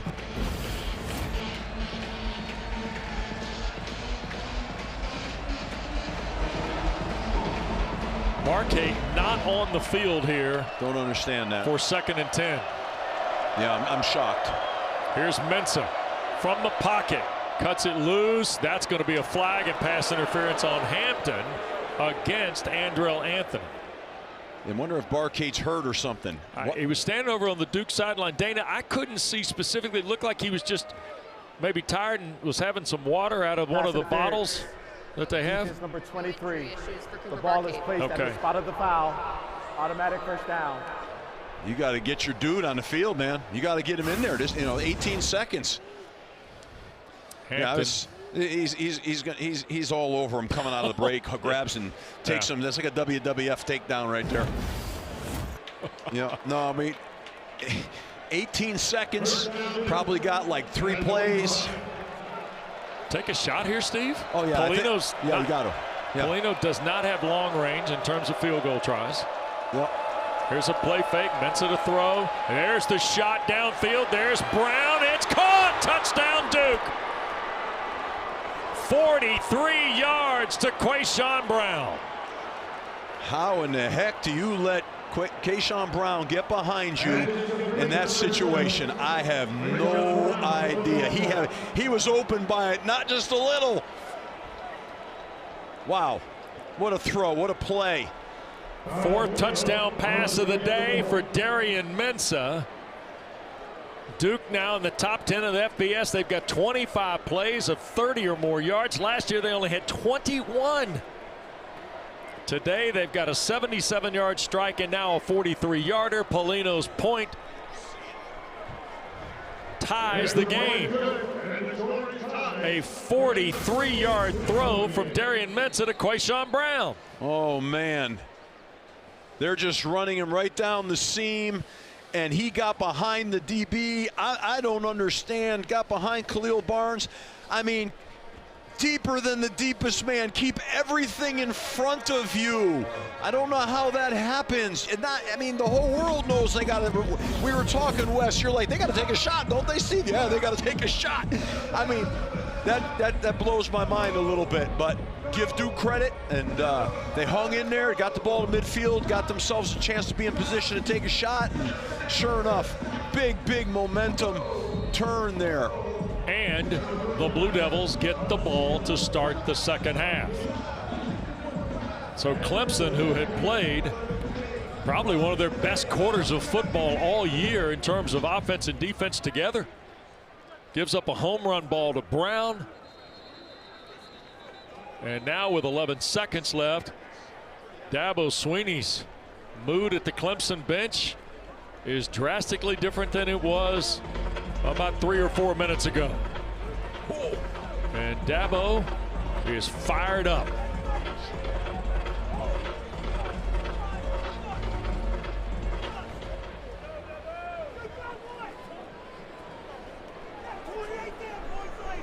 Wow. I can hear Dabo, I can hear Coach Sweeney all the way up here in the booth right now. He is fired up, and I don't blame him. He's saying to the defense, we can't have that. What are you doing? They're going to run it with Randall. Clemson's out of timeouts. That'll be the final play of the first half. Boy, what an entertaining 30 minutes this has been. Sure Tale is. of 2 quarters, and Dabo Sweeney still chasing his defense as the Tigers go to the locker room. He's got to get a hold of himself here, Wes, because I tell you what, you know, you're going into the locker room right now. Keep it positive as you go in. 28-all. We send you to Dallas on ACC Network. Here's Taylor Tannenbaum. 3 possessions, and Darian Mensah was sensational. He's on fire here. I mean, he's just, you know, to Quayshawn first touchdown right there. I mean, you know, then you got Cooper Barkate. I mean, just high stepping down the field. So then they throw the little slant cut right here. Another touchdown. 21-7 into the first quarter. Dabo's trying to rally his troops here, Steve. I know, but quickly things turn around. And you got Williams there. He hits him on a nice ball. And then look at his hard running. I mean, just lowering your pads. And then the big man package, sealing the box. Yep. They got it all working. There's a lot of offense, Wes. So 28-all here as we get ready to go the second half. And the kick to the Blue Devils toward the back of the end zone. So Duke in a tie game at 28-all will get the ball at its 25-yard line. Let's start the second half. Here's Dana Boyle. Well, we saw a very intense and fired up Dabo Sweeney going into the locker room. I can confirm when I spoke to him, still as heated coming out of the tunnel at halftime. He was fired up. He said, that's the worst coverage I've seen on 3 of those Duke touchdowns. He said the penalties, the little things we let slip in the second quarter. It's the tale of 2 quarters, and for Manny Diaz a little bit more composed, but he did say Clemson's rushing yards, worst performance he's seen in the first half. We've got to be accountable for the run game. Top of the scorebug, you see the difference in quarter offense for both of these schools. And Duke, who only had 11 yards of rushing in the first half, gets Nate Shepard cranked up, and he gets almost 15 on first down. Well, Duke's got to come out here hitting all cylinders, and you know, the beautiful thing is going into the half with momentum. Come out here after half and keep momentum on your side. First down and 10 again. They're going to run Shepard a second time, and he's going to get almost 7 on that play. Will Helt will make the tackle. Well, they brought some pressure that time, and he got behind the defense on an upcut. But I tell you what, he's been quiet so far tonight, and don't be surprised if all of a sudden we don't see an explosive run, you know, coming out of Nate Shepard. Second down and 4.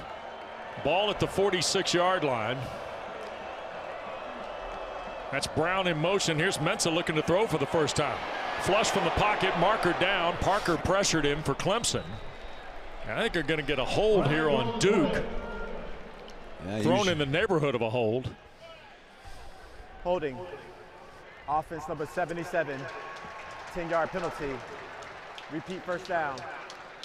He got beat right at the snap, turned around and grabbed him. That's usually what the MO is, and that's what happens. You can see the hold right here. You know, they ran a little inside move, and he just got beat and grabbed him. Not good. Really puts you. They had a great down and distance, and now all of a sudden they're behind the chains at second and real long. So here's Mensah now in the gun on second down after the penalty. And it batted in the air. Mensah caught his own pass and got knocked down. Wood has deflected the ball up in the air. And then Will Helt made the tackle, I think. Yeah, they're getting a lot of penetration on Clemson's defensive line is right now. And, you know, Mensah's under duress. They're lucky that thing didn't get batted and tipped into Clemson's hands. So they started out strong, Duke, but all of a sudden now what's happened is, you know, Clemson's bowed up a little bit, especially with the defensive line. Third and a zip code for the Blue Devils. And they're going to hand it to Shepard. Nate Shepard tries to get to the corner and got knocked down shy of the original first down stick at the 40. Ricardo Jones on the tackle. And that's going to bring the punting team on, so Cade Reynolds will come out there for the Blue Devils. That last little, I think those yards were important, though. It gives Duke a chance to, with a good punt here, tilt the field, which was kind of critically important. You know, they were heading backwards the wrong direction. Yep. Antonio Williams is deep here to take the Reynoldson punt. A couple of steps, that got blocked. Partially blocked on the play. Clemson's going to end up with it around midfield. And that was Tyler Venables that got in there to block it. I believe 24 Venables is the one who got the block for the Tigers here.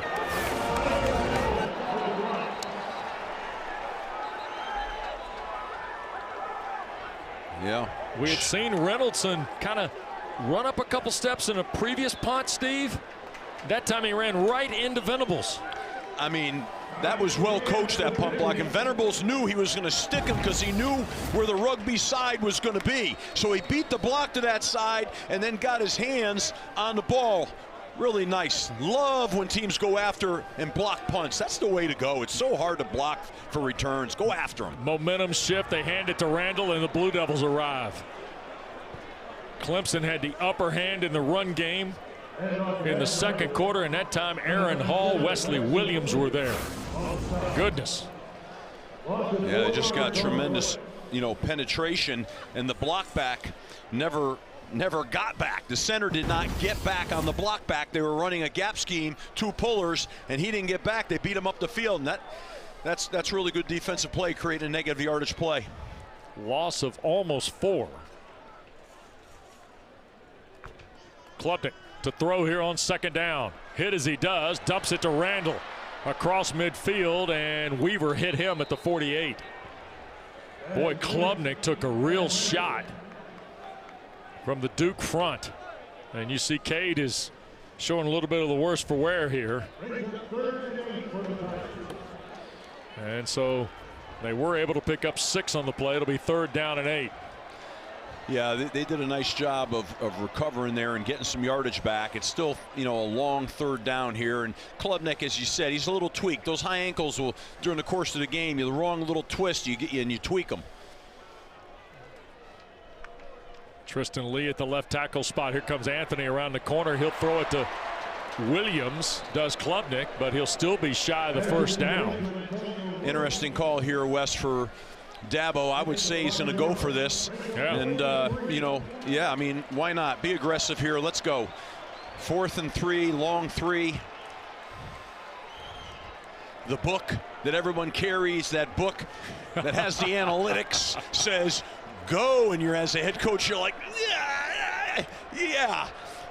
Clemson's 11 of 21 on 4th down this year.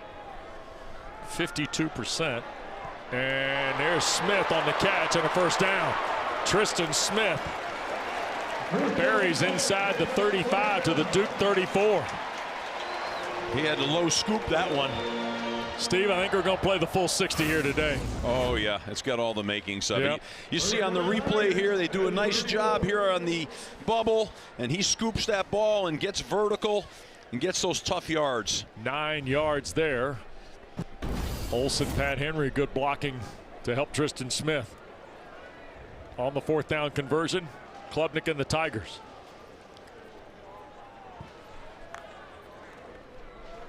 Quick throw, that's Antonio Williams again. Another 1st down, this time to the Duke 20. Mekhi Jones, true freshman who played his high school ball at Milton, Georgia, on the tackle of Antonio Williams. This is an RPO. It's a run pass option. He pulls the ball and he throws that slant. And Antonio Williams, what a strong-handed guy. Those are tough throws because you don't know who's going to lay you out from inside out. And he goes up, snatches that ball, and gets more yards. Well done. Williams, who played his high school football at Dutch Fork in Irmo, South Carolina, really impacting the ball game today for the Tigers. Now Klubnik on 1st down, and here is Williams at the 10. At the 5, can he get to the end zone? No. Freeman grabs him and holds him up before he can hit the end zone. along with Chandler Rivers. It's a 19-yard play, and Antonio Williams has really been showcased today by Garrett Riley. Yeah, he has been. That was a nice little scheme, little play action pass. It's a pocket boot where they pull the guard to sell a gap scheme and come off of it and throw a little crossing route. If Antonio Williams had lowered his pads just a little bit more, he might have snuck in the end zone there, but he was a little high, and they knocked him back. Chapman Pendergrass has come in. They go to the extra tackle here, Steve. Yeah, they're putting a little extra tackle for a little more juice. High snap is not a high snap. It was straight to Peter Woods, and he got in. They faked the snap to Klubnik. He faked it. They snapped it directly to Peter Woods, who scores the touchdown. It's his second rushing score of the year. Big fella's got skills. Well, he blocked. He had a nice block on the other touchdown, and now he's going to get to run it in. Look at this. Yeah, just keep that ball tight to your body. Don't stick it in one hand now. You're down by the goal line, and then he gets all that big body stuff going forward, and man, that's hard to stop. Clemson with 8:25 to go in the third, scores on the Woods touchdown. So they take the punt block by Venables and cash it in 7 plays. And the Tigers are back in front. The Tigers are fighting, Wes. I mean, they're really emptying the whole chamber here. These guys are playing hard. 7-play drive in just better than 4 minutes. Clemson back in front.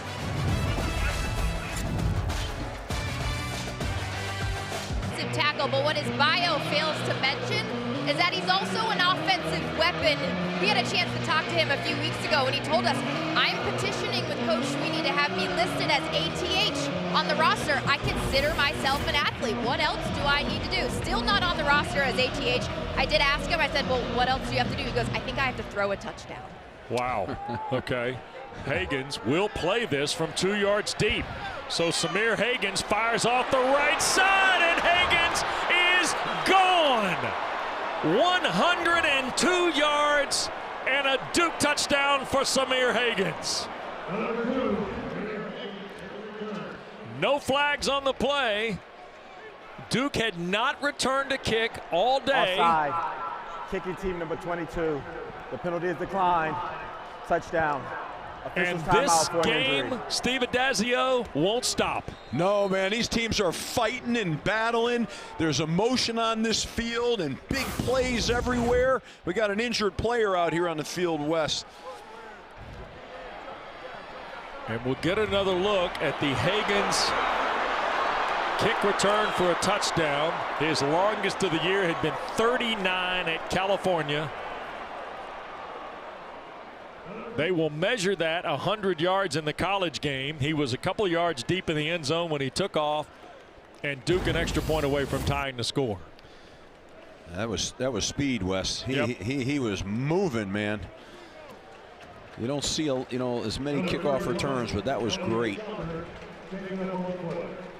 And the injured Duke player, Elliott Shopper, the linebacker, young man from Austin, Texas, same high school as Cade Klubnik of Clemson from Westlake.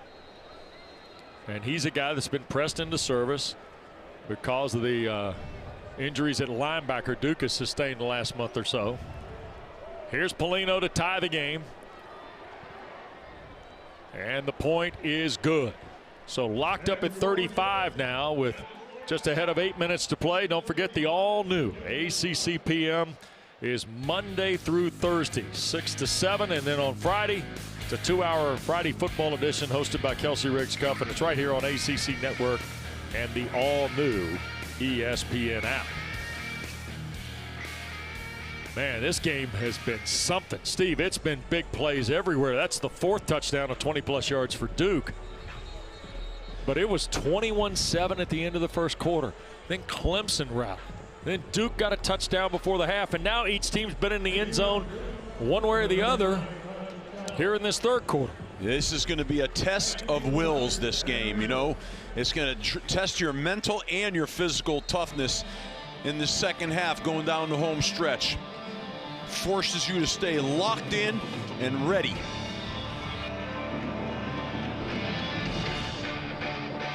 Samir Hagans returned to kick 99 yards against Ole Miss in the Gator Bowl last year. That is the last time Duke had returned a kick for a touchdown.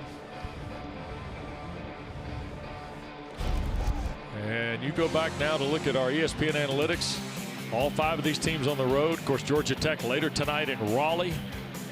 By the way, there's a weird historical storyline there.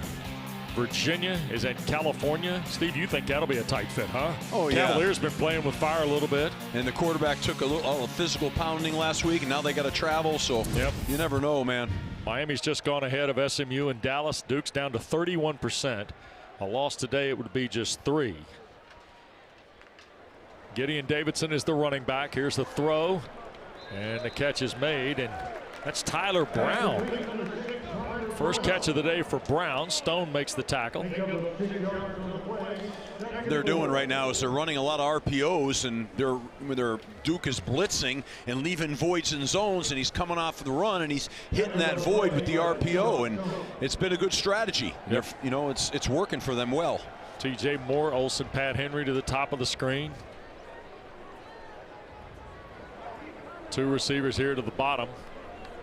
Now Pat Henry resets. And the play fake by Klubnik. They're going to dire Tyler Brown again. Boy, it took Landon Callahan right on the money for the hit. Callahan is a freshman from Rural Hall, North Carolina. This is his 2nd career start today for Kamari Robinson, who's unable to go for the Blue Devils. He also started in their win against NC State. He had 8 total tackles in the last 3 coming into today. For a guy who was a redshirt freshman, they felt very good about putting Callahan out there today for Jonathan Packey, the Blue Devils defensive coordinator. Yeah, they have confidence in him, and he's paying that back. Here's Klubnik. He'll toss it.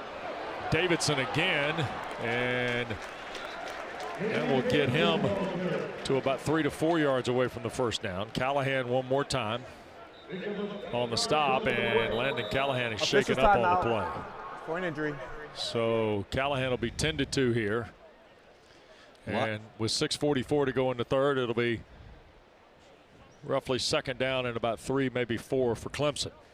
A lot of plays are some form of read plays for Cade Klubnik, whether they're RPOs or whether they're a power read, and he's handled them all really well. Timeout at Clemson.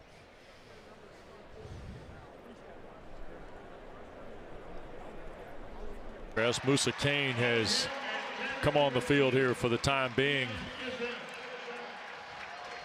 for the Blue Devils in the secondaries. Manny Diaz looks on here in a 35-all game.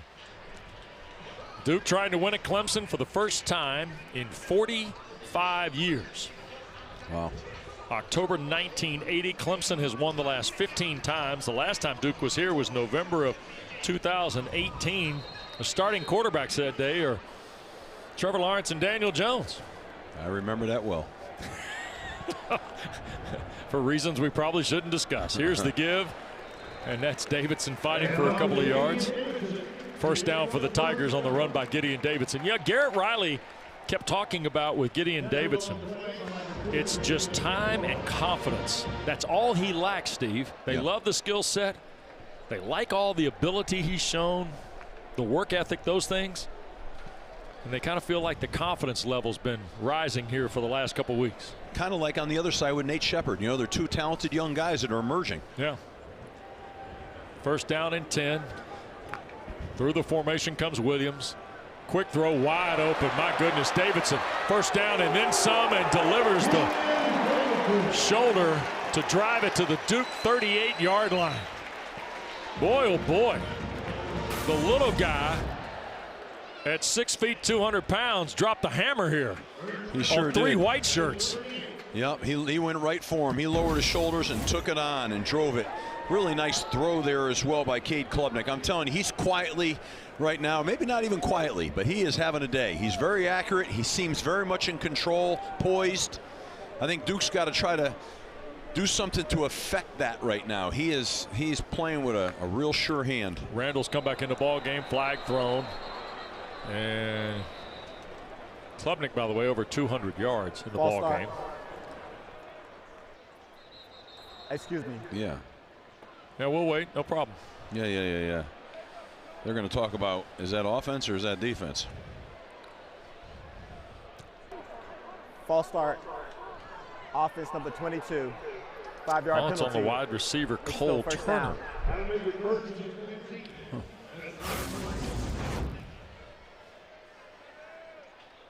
Oh, wow. Yeah. Yeah. They're getting ready to run a little switch route, too. Yeah, well, you know, they're saying, oh, Cole Turner right now is, hey, man, look at the ball. What are you doing out there? You know, you're not on the snap count. You're on the ball.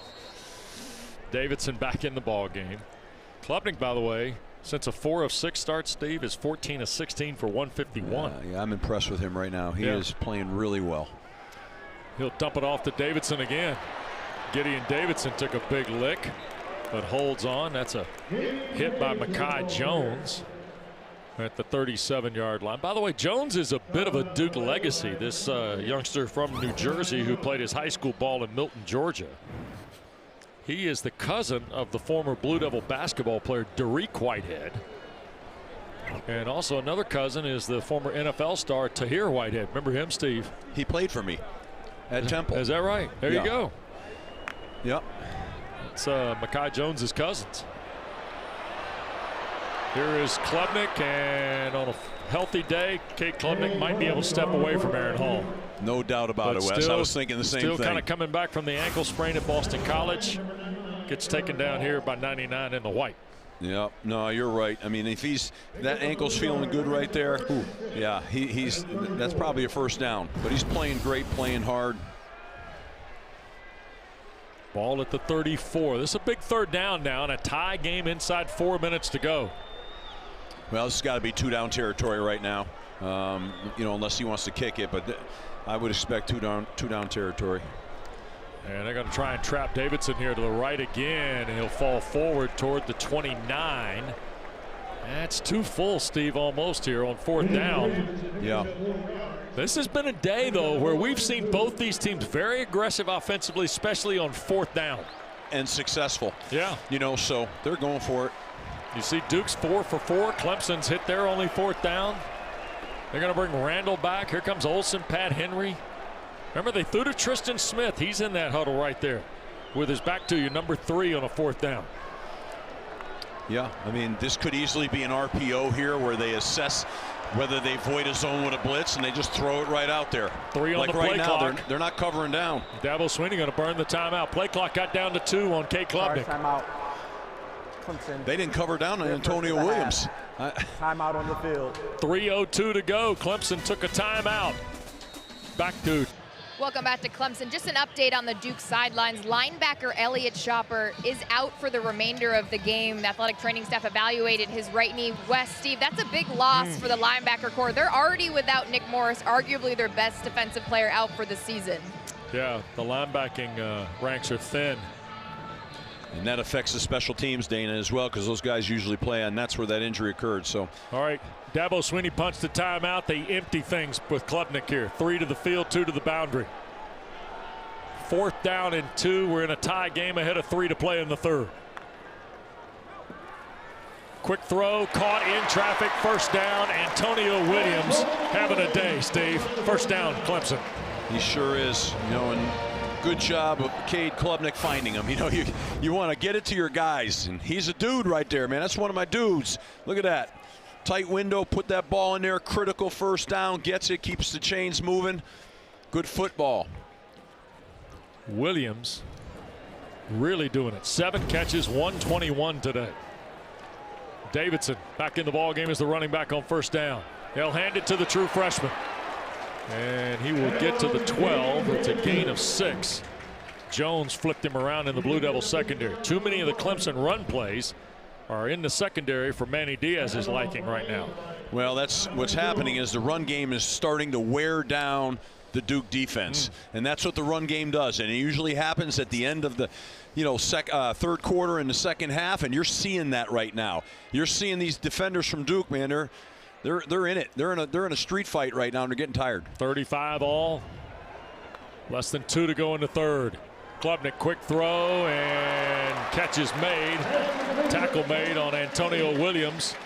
It'll be 1st and goal at the 3. See, running the football is really affecting. So they're coming off an RPO here.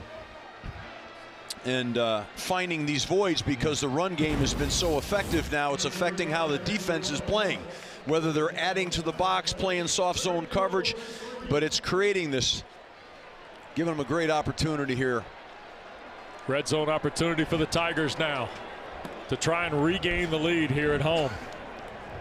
Bettencourt, the tight end, to the left of Klubnik. Play fake to Davidson. He'll throw, and beyond the reach of Pendergrass. Chapman Pendergrass. Old Chapman Pendergrass, 6'3", 295. Yeah. I mean, I don't know. You know, that was not looking too, you know, that's not what he does. Come on, man, the ball's down here. Let's get it. You know, they need a touchdown here. Those plays, I know they're cute if they work, but I tell you. Peter Wood's got to be fired up. He's coming to game at fullback. He wants to rock, I can guarantee you on that. They're going to toss it right side. Davidson stringing the play out. Duke is there. Clemson's going to lose 2 on the play. Bradley Gompers, that's who came in to spell Shopper out of that Duke linebacking depth. He's across the top. That's a true freshman from Central Catholic in Pittsburgh, Steve. That's a good football school. Yeah. No doubt about it. Yeah. He comes from a football family. His dad's a former Wake baseball player. His 2 uncles played football at West Virginia and VMI, and he had a great uncle, won 2 titles at Notre Dame. Man, there's some toughness in those genes right there. Yep. No doubt. Well, I'll tell you, the problem in that package Dabo was in was there's not a lot of diversity in terms of how many plays you can run out of it. And it looks like Duke had them scouted out. Now they're spreading it. 3rd and goal with a bunch to the left. Klubnik looking that way. He will sail it over the top of Williams and out of the end zone. Josiah Green was pressuring Cade Klubnik. You know, Wes, I think it's been a great called game. Let's look at this replay right here. They got a protection breakdown, so he can't set his feet because he actually had a guy open. But I didn't really like that last series. It's easy for me up here in the booth, but, you know, you're down there, get some vertical puncture runs and put that ball in the end zone. Got a little cute with the first one, didn't work out, and then got off schedule. Now they're hoping to get a field goal here. Missed opportunity for a touchdown. 22-yard try for Hoosier, who is 7 for 9 on the year. His longest is 50 at BC. Off the rear hash, and the kick is good, and the Tigers are back in front. 38-35. Clemson has regained the lead on Duke with a 15-play, 71-yard drive, and they do it in just under 8 minutes.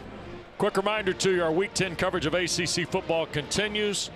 Later this afternoon, 3:30 Eastern, 6-2 Pitt is in the South Bay. They've won 4 straight. They meet the Cardinal, who's undefeated at home. And then later tonight, ACC Primetime presented by ServPro. Jake Dickert and Wake Forest are in Tallahassee to see Mike Norvell's Seminoles. That's at 7:30 Eastern. Both games available on the all-new ESPN app. You can watch it anywhere. So the drive for the Hoosier field goal. 15 plays. They ate up a lot of clock to kick a field goal, Steve. Yeah, I mean, it's points on the board, but obviously disappointing. As you said, 15-play drive, a lot of clock. You want to end it with a touchdown. Hopefully that doesn't come back to haunt them later, because there's a lot of scoring based on what we've seen, West, to come here. They're going to kick it this time toward Jaden Moore, and he'll let it go 7 yards deep. And Duke will get the ball, and it's 25 now, trailing 3.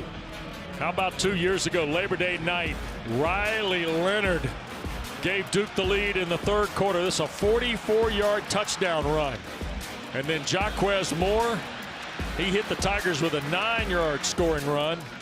And then Jordan Waters went 36 to seal Duke's first win against Clemson since 2004. Tom Luginbill, by the way, won the race on the Field Storm.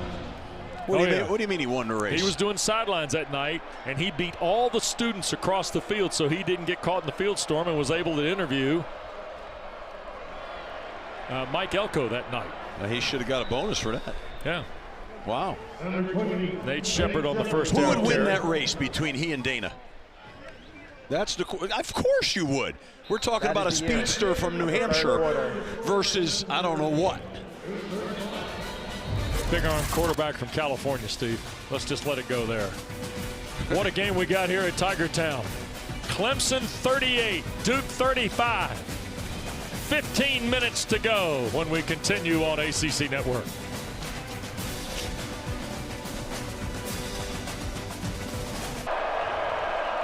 That's Barcade in motion. He's been very quiet since an electric first quarter of play.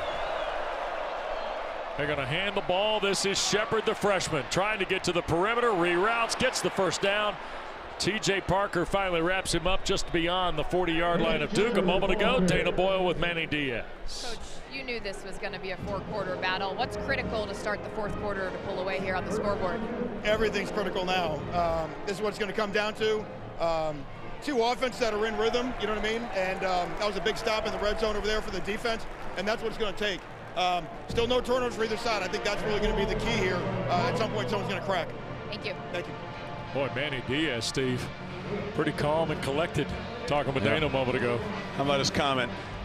Somebody's going to crack. You love it, don't you? Oh, man, he's got that right. He hit that right on the head. Second down, the full 10 from Mensa. Anderson Castle has come in the ball game. That's Barcade in motion from the bottom of the screen. Clemson showing blitz. Mensa looks, shoots it. Barcade the catch. Close to a Blue Devil first down, and it is. Right on cue for you, Wes. Barcade's back in, making a play, which they need to do. They got to get him the ball more. What a great job there. They brought a 2 inside linebacker blitz, and they were able to throw the RPO again on the voided zone from the blitz.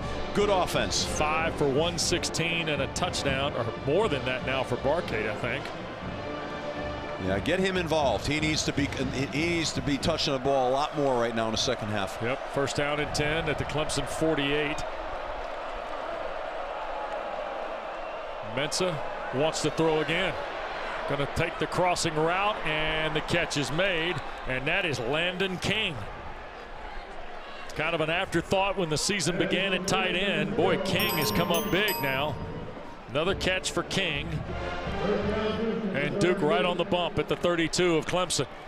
And here goes Anderson Castle fighting for yards. And looks like Dinoff got him to the ground for the Tigers. We're seeing good quarterback play today, but we're also seeing really good running back play today. Both sides, all these backs that rotate in and out now. It's been several of them. They are running hard and running well right now. 4 for Castle on the carry. Shepard's come back in. There's a look at the freshman, whose brother was Will Shepard, was a former star at Vanderbilt and Colorado in the college ranks. Bunch look to the boundary. Mensa to his right, coming off point. Will he throw? He will, over the head of Barcade, out of bounds. Jaheim Lawson was chasing him. Jaheim's been all over the field today. He's played great. Yeah, he's played, and you see the speed. I mean, now Darian Mensa might not be the fastest guy, but he's pretty darn athletic. Well, they chased him. Tom Allen, when we meet with Tom Allen, Jaheim Lawson, pass rusher style. Cade Dinoff, solid try-hard guy. You know, he gives you the description that he is impacted on these players. And if they do that, they think they can be successful. Lawson has played to his strengths today. Yeah, played well. Duke just 1 of 8 on third down in traffic. What a catch by Brown.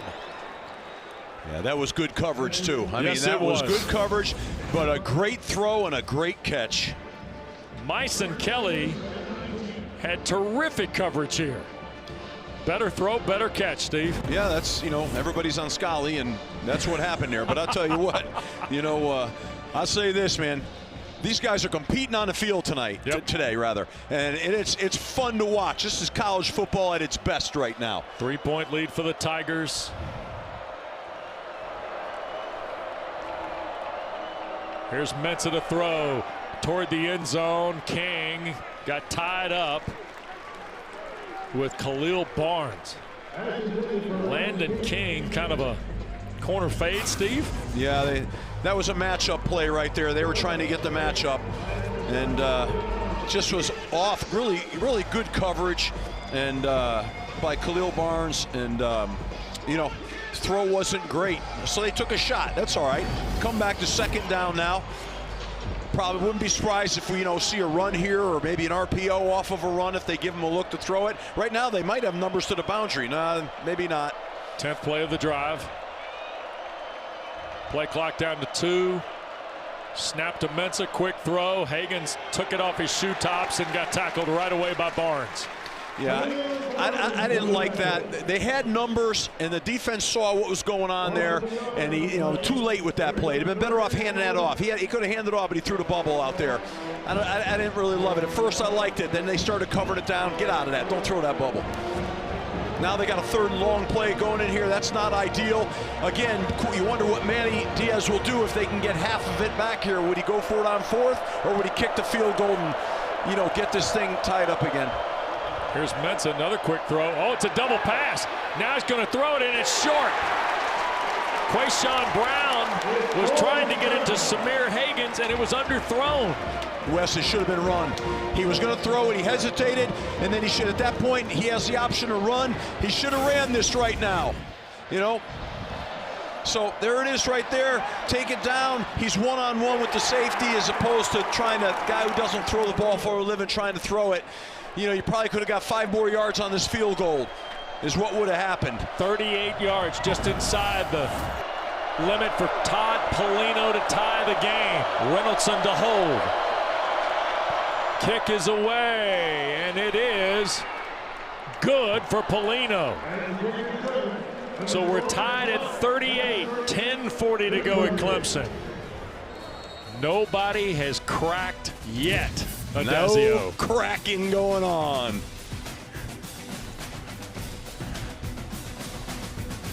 Who's in the driver's seat to get to the playoff? The top 25 rankings reveal and 12-team CFP projection. Tuesday on ESPN. Oh boy, so here we go Tuesday night with this, right? There'll be a lot of consternation, some teeth gnashing going on Tuesday night. That's the AP top 10, by the way. That's today's AP top 10. Next week we'll show you the CFP top 10. We'll forget about the AP that they've been voting on for almost a century. 38 all is where we stand here. Duke and Clemson in their 56th meeting ever. Tigers have won 15 straight meetings against the Blue Devils here at Frank Howard Field. A couple of years ago, Duke won at Wallace Wade Stadium 28-7. 7 years ago, Duke's last visit, Trevor Lawrence and the Tigers won 35-6 over Daniel Jones and the Blue Devils. Here is Salas kicking away the ball over the head of Randall. So the Tigers, Steve, you mentioned a moment ago, we've had good running back play really on both sides, but Adam Randall and Gideon Davidson have done a terrific job for the Tigers. Yeah, they sure have. They run physical and they've run hard, and they've been hard yards, some of them, like you see that one on the goal line where he's just, mashing it, and then all these good cutting and physicality and good ball security as well, which when you're taking those kind of shots, but it's been impressive and really fun to watch. So here's Cade Klubnik with Adam Randall in the backfield. And a quick throw, and they're trying to get TJ Moore loose, and they do. Here's Moore, and it's a foot race to the end zone at the west end. And Moore will score.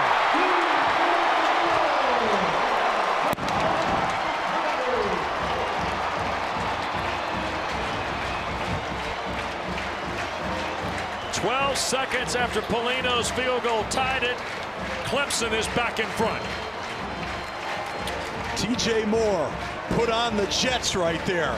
Wow. I mean, and his feel for the pursuit that was coming, the way he weaved away from the pursuit was so impressive. And the way the lineman got out on that jailbreak screen, I mean, that was well executed, but wow, this place erupted here. This is something, this game back and forth. 44-38. Hoosiers point makes it 45-38. So Todd Polino tied it from 37 yards, and then TJ Moore from Key West. Wow, we're going to put the foot in the ground. I mean, he's moving right now. Look at the way he's weaving. He has such catch a feel for where the pursuit's coming from. Great job. Really well done by the linemen. Don't let that go unnoticed because they had some key blocks to spring that screen out there. Big explosive play. What a game. We're getting entertained by a lot of good football right now. Cade Klubnik's got his 9th career 300-yard game today. 22 of 28 for 320 and now a couple of touchdowns. And a 75-yarder to Moore. And Memorial Stadium at Frank Howard Field is rolling again.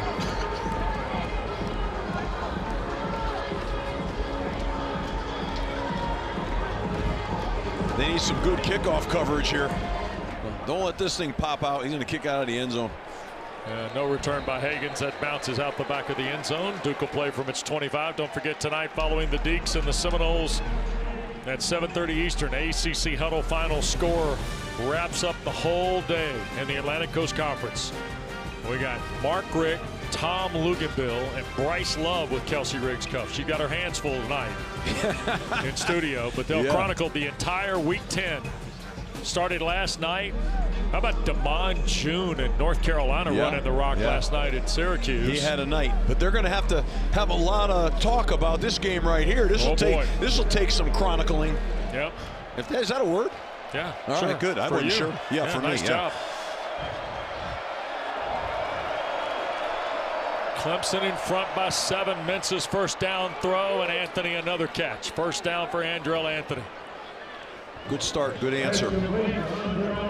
Both these quarterbacks are, they can put the team on their shoulders, both sides, and that's what Darian Mensa's got to do that right now. He's got to put the team on his shoulders. He's got to throw some great completions, and players got to make plays. Mensa's got 2 300-yard games. Well, he's got 4 games with 300 yards this year for Duke. Looking on his 5th here. He's got 7 in his career. There's a first down run. Not much there. Peter Woods tackling Nate Shepard.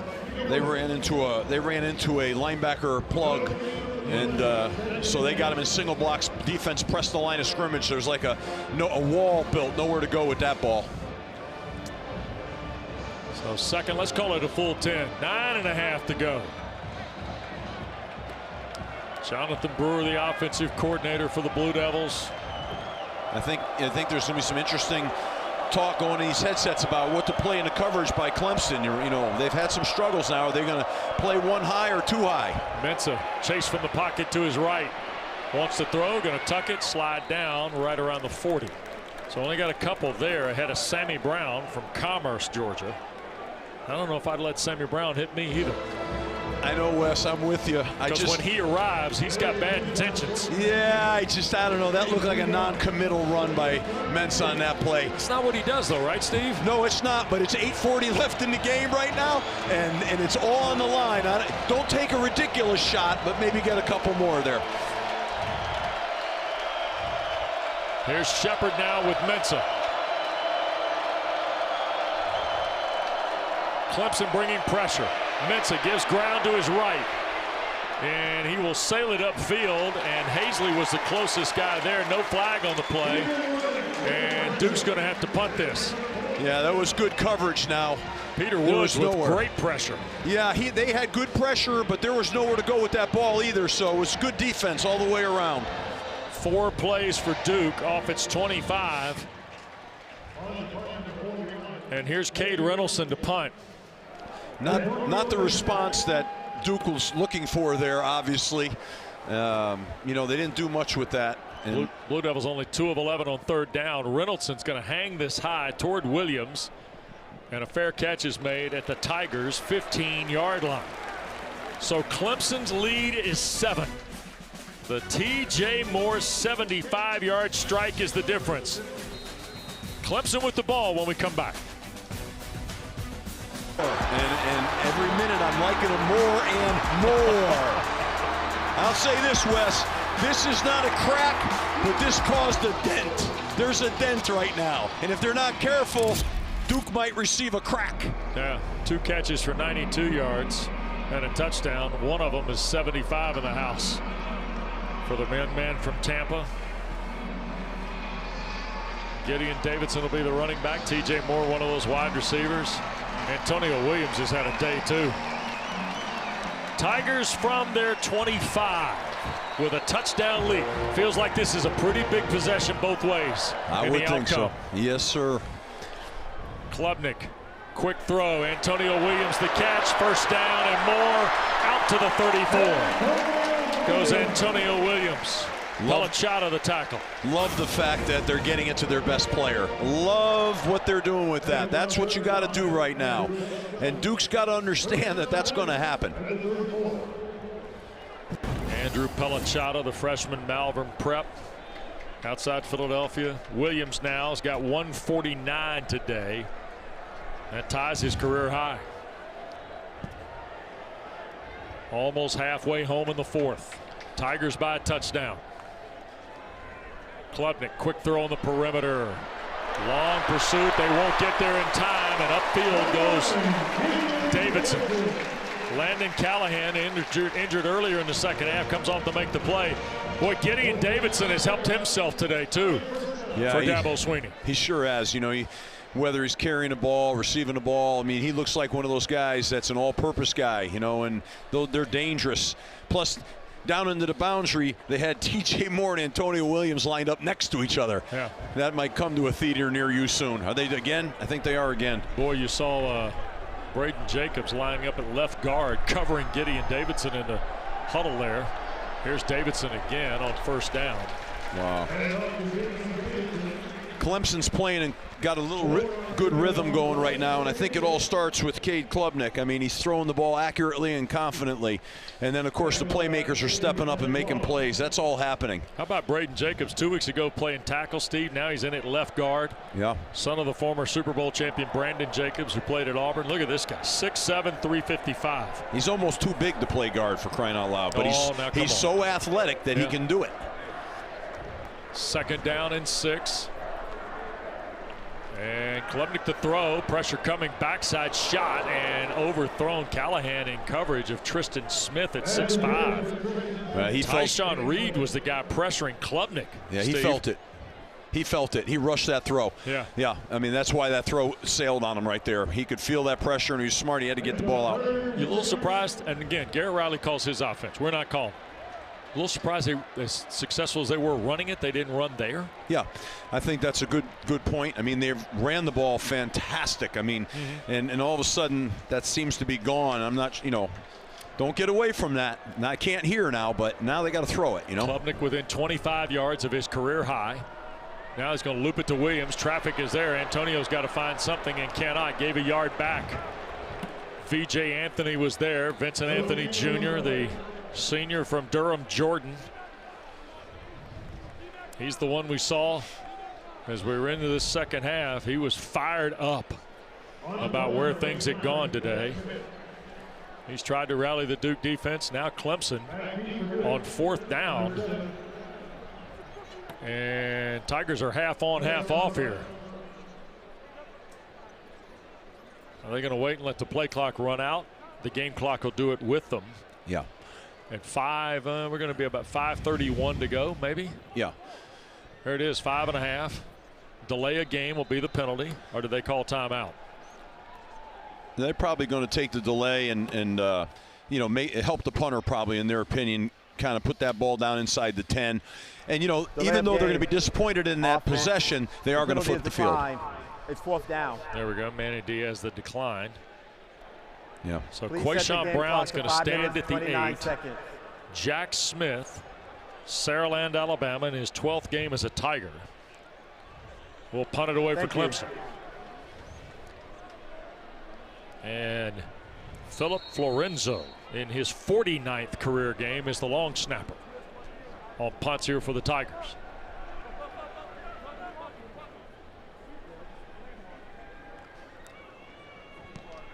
Smith trying to angle that, and Brown going to let it hit. Boy, it took a Tiger bounce, and it's touched up around the 5. 43 yards, and that's where Duke's got to go. 5:19 to play. Good cover unit there by Clemson on the punt. Smith does his job. Duke gets the ball when we come back. Beyond 100 yards, Philadelphia's Samir Hagans. Second player in school history with multiple kick return touchdowns of 99 or more. Coach Adazio. Well, that was a key play in the game, and explosive for Duke. Anderson Castle, the running back. Mensah pushes the pocket to his right, shoots it. Barkate, it was deflected on the way out there, I think, by Ricardo Jones. You have to keep an eye on 6 in the orange because Ricardo Jones plays down, Steve. He's got 3 picks. You got to honor his cover skills, right? Yes. And there he jumps kind of in the pass lane of a sprint out by Mensah. Yeah, I mean, great job by him, you know, taking away the throwing lane. Incomplete pass, second down, the full 10 for the Blue Dogs. Mensah the play fake again. Here comes T.J. Parker. Mensah tried to slip it to Brown. He cut back. He reached back and caught it one-handed. Did Queso, or Quayshawn, who goes by Queso. Look at this catch. Yeah, I mean, it's a remarkable catch, but the amazing thing here is that could have been intercepted for a touchdown, but he makes a spectacular catch. I mean, that could have gone either way. I saw a guy do that in Raleigh one time. He later got a gold jacket in Canton. Big third down here now. This is a tough third down call. Interesting, what's Clemson going to do? Are they going to play coverage, or are they going to come after this thing? Looks like they're going to play a little too high coverage. Duke 2 of 11 on third down. Mensah downfield. Hazley wide open. First down and more. Jeremiah Hazley to the Clemson 35. Darian Mensah goes over 300 yards in the ball game. And the big tight end from Gibsonia, Pennsylvania. I mean, they played too high, cover 2, and no linebacker carried him vertically. He's wide open in the seam. Anderson Castle for a yard. You got to carry that route vertically. The linebacker's got to carry that thing and stay under it. 56-yard throw to Hazley gets Duke in business. Plus territory situation. Now 2nd and 9, though, after Castle only got a yard. Career long catch for 6'3" redshirt junior Jeremiah Hazley. Dabo Swinney right now saying, what the heck in the coverage? What is going on? Shepard in the ball game with Mensah. Barkate, bottom of your screen. Here's Mensah up in the pocket, going to run with it, and he'll be brought down shy of the 25. Wood has the stop. I think it's going to be right about 3rd and 3 here. You know, Wes, sorry, I'm blowing air out of my microphone because I'm like, the game's online. Go get the extra couple of yards there. He just sort of kind of curled down there. I don't know, man. This is not self-preservation time. This is warrior time here. Every yard, every inch matters. They're going to bring Landon King and Jake Taylor in the ball game. So they've now got 3 tight ends in the ball game. And there goes Hagans in motion, flags thrown everywhere. So now 3rd and short becomes 3rd Offense number 77. 5-yard penalty. Now, I'm not sure what Jonathan Brewer was hunting there, but you had Hazley, King, and Taylor all on the field. So they're going to take Castle off the field, bring Shepard back. They're going to take the 2 tight ends off the field, bring Anthony and Brown back. And Barkate is also out of the ball game. Yeah, I don't get it. So Hazley's over here to the near side in this group of 3. Anthony to the top of your screen.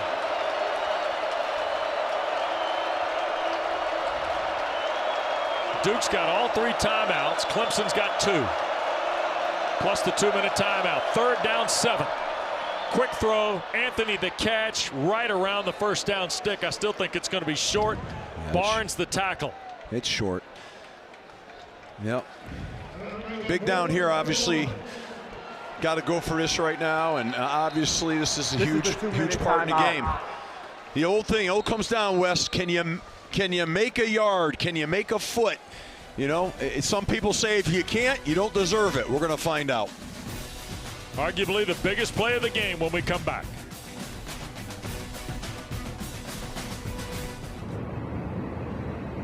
Available on the ESPN app. Powered by your favorites. Here today at Clemson, 2 minutes to go, 4th and 1. Duke just outside the Clemson 25, trailing a touchdown. Trying to win here for the first time in 45 years. That's Barcade in the orbit. Mensah to his right, slips it to Hazley. First down and more inside the 20. Barnes and Brown, the tackle. The Blue Devils are 3 of 13 on 3rd down, but not a bother. They are 5 for 5 on 4th down. Well, I tell you, that was a gutsy call right there. You know, ran a naked like that. I mean, a lot of things on nakeds can go wrong. They bring an edge pressure, and you got an issue. So give them credit. They were willing to roll it right there, put the ball in the hands of one of their very best players, if not their best. 7-point lead for the Tigers. Bunch to the bottom of the screen. Anthony, the wide receiver, at the top. Mensah hands to Shepard. Here's the freshman. Flag thrown. 2 flags thrown as Shepard is tripped up by Brown at the 14. Will Helt also Holding. there. Offense number 72. That's a holding call on the redshirt junior Matt Craycraft. Yeah, I think he got a hold of DeMonte Capehart. Yeah. Oh gosh, that's a full takedown. Yeah, that hurts. Got your money's worth. Back to the 28. The ball goes with 1:25 to go. Can't have that. That changed everything right there.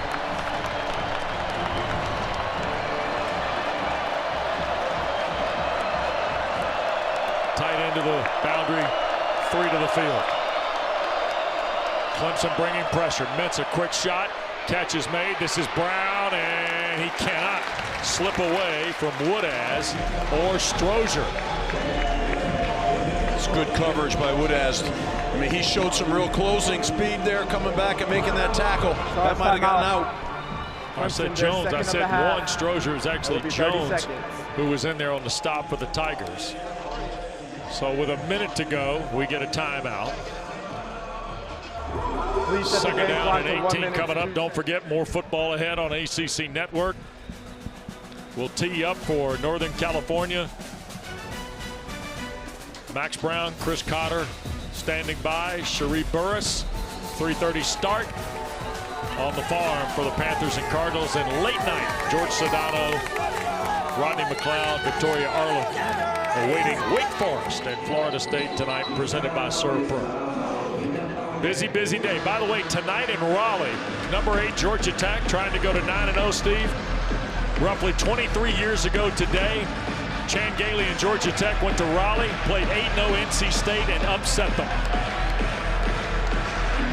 That's also on the docket. A lot of stuff happens on these weekends as you get into November. This is second down now, 18 for Duke. Mensah has Shepard in the backfield.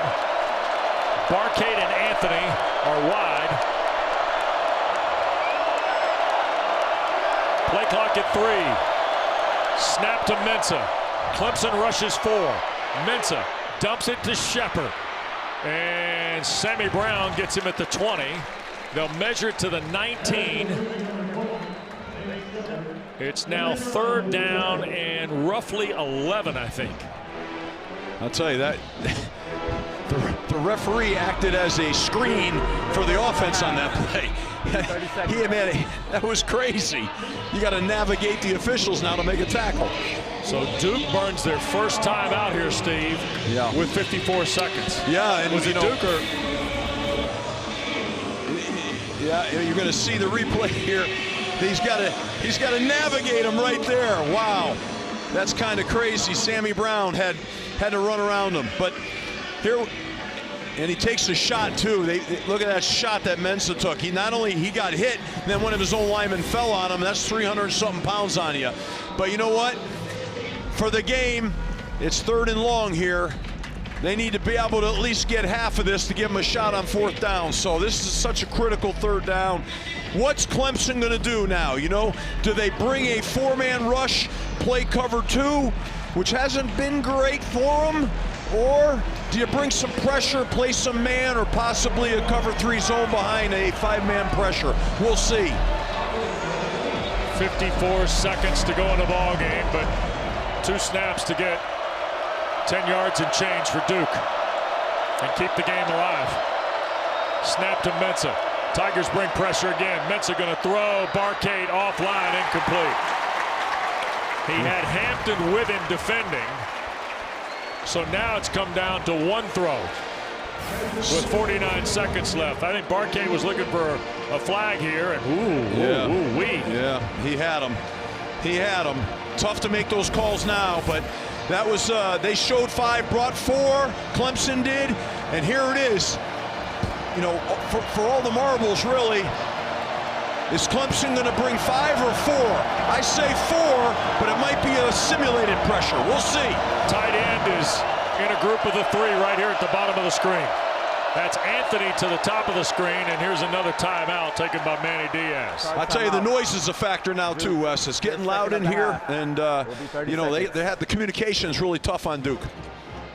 I've been on that field with that noise. I know what that's like. I'm going to tell you what now, it's deafening. Yeah. And when you're in a pressure situation and you can't communicate, it kind of rattles you a little bit. You know, Dana, I thought Manny Diaz was fairly candid with us yesterday when he talked about, we know we're a good team. We've got to take the next step. They know all about the history. The coaches today are incredibly transparent with their teams. This feels like Duke is trying to turn the corner, and now they're down to their last swing, so to speak. Well,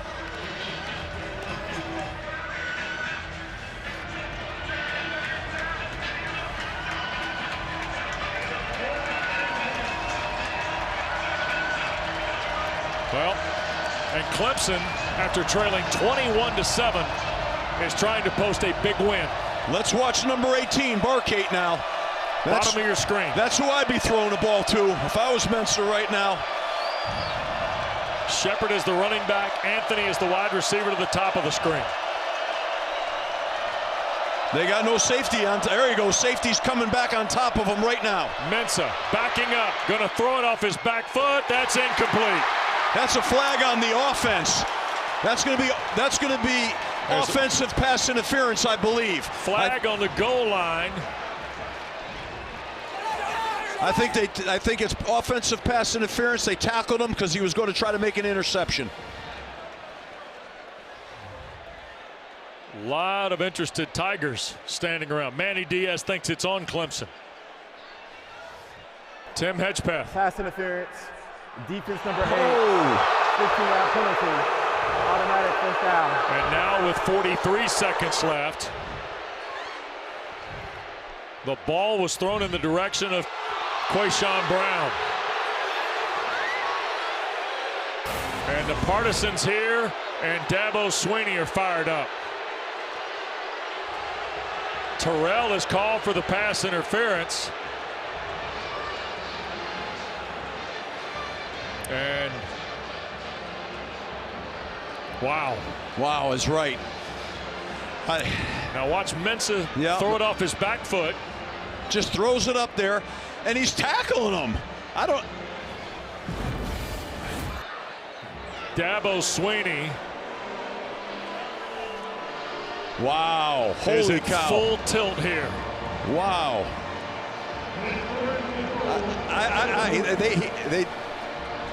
I saw offensive PI unless there was something before it I couldn't quite see. Well, it's over. You got to gather and play defense right now if you're Clemson. Timeout taken by the Clemson bench with 43 seconds left to go. And the flag against the Tigers has this crowd at Frank Howard Field completely incensed. Yeah, Dabo's getting after him, and I understand totally, but you got to get off of that now, which is really hard to do. Got another shot here to take a look at this here and see what we're calling here. Okay. You see Terrell and Brown. Oh no, that looks like offensive PI to me. They were tangled up a little bit, but then he was trying to get away from it and make a play towards the ball, and he got tackled. He got shoved. Wow. Holy cow. Or in the mind of the official, was it the contact before the turn at the goal line? Maybe, but I mean, it was two-way contact there. It was, you know, I don't know. That'd be the only explanation. Yep. The flag came so late, it looked like it was a reaction to the offensive PI to me, but I don't know. Yeah. We got no explanation. Tough call to make at that time in the game. 1st and goal at the 3. Shepard is with Mensah. Duke trying to convert their longest scoring drive of the year.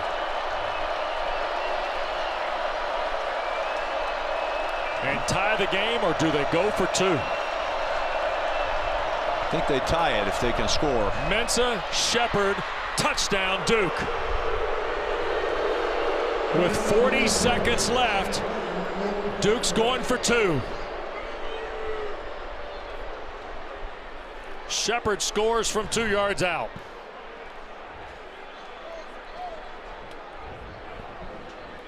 So Shepard on the touchdown, and now Duke is going for Dos with 40 seconds left. Brought to you by Dos Equis.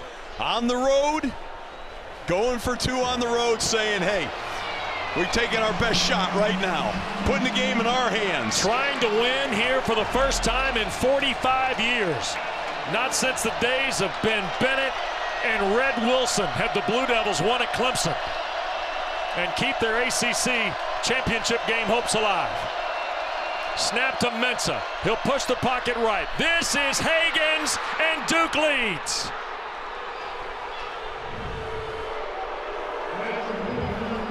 And with 40 seconds to go, it's 46-45.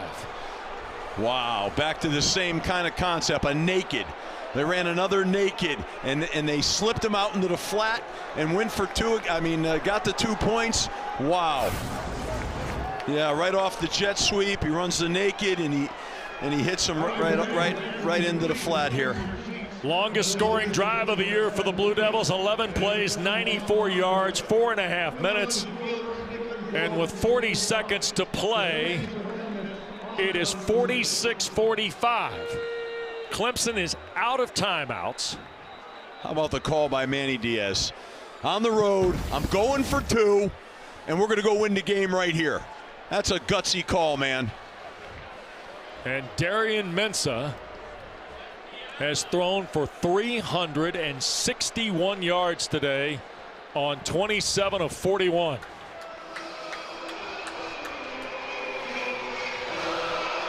And a Blue Devil team that has seen teams soft the game on them in the 4th quarter has seemingly taken their first lead in the 4th quarter. Yeah, it's not over yet. They've got a lot of explosive playmakers on Clemson. They got to gather up here right now. They've got 40 seconds. They can push this thing down the field. All they need to do is get a field goal. Salas will kick it away. Gonna hang it high. And Randall will signal for the fair catch, and Clemson's going to scrimmage from its 25. With 40 seconds left, Nolan Hoozer's longest is 50 against Boston College this year.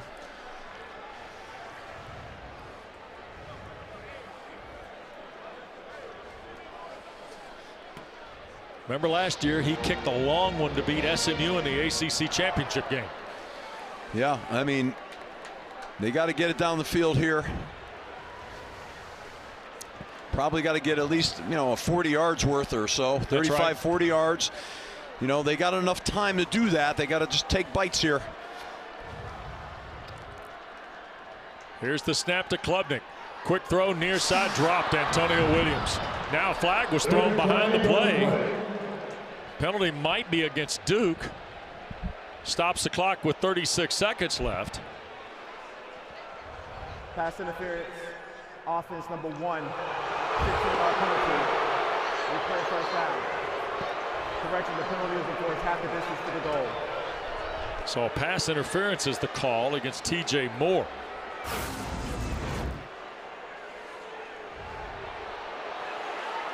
Oh, boy. Wow. It's a pick play, but, I mean, he was trying to run a route like you're supposed to do on a pick play. That was kind of incidental-ish. It's another tough call right there, I think. Wow. First down, they measure it out at 32 yards now. Clemson out of timeouts, trailing a point. Klubnik, long throw, Williams there, broken up by Rivers as it arrived. No flag on the play. Second down will be next. Still 31 seconds left. Tigers have tried 2 perimeter throws, Steve. Nothing in the middle of the field. Yeah, I'm with you. You'd like to see some sort of in-breaking route be inside that 2-deep coverage right now. You know. Yep. That's where I think you need to strike here. Duke has got 2 high safeties. They're going to play hard. They're going to play cover 2 and funnel with the corners. They're rushing 3, dropping 8. Here's a throw, Moore the catch. And did he get it in bounds? No is the call. Landon Callahan in coverage with TJ Moore. Ruling on the field as he was out of bounds. So now 3rd and 22. Spectacular catch. Yep, he was in the white. He's out of bounds.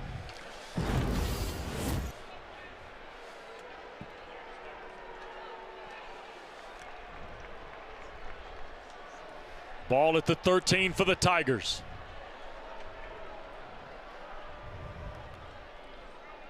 Klubnik again, looking down the far side. Tristan Smith, the catch, out at the 30-yard line. 19 seconds left. Clemson out of timeouts. So the Tigers have to go for this. 4th down, 12 seconds for Klubnik. Duke's offside. It's a free play. Klubnik to his left. Cade going to run for it. He'll get the first down. 2 seconds left. You're caught in the time and space of the game here. Klubnik ran off a lot of ticks. Yeah, that's the problem. On a free play. Yeah, you can't do that, you know. And it's a free play, and you're taking time running to the sideline.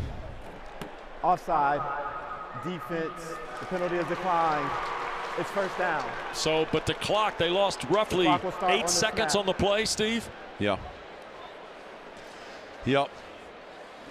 So now the ball game hanging in the balance, and Duke's going to take at least 2 guys.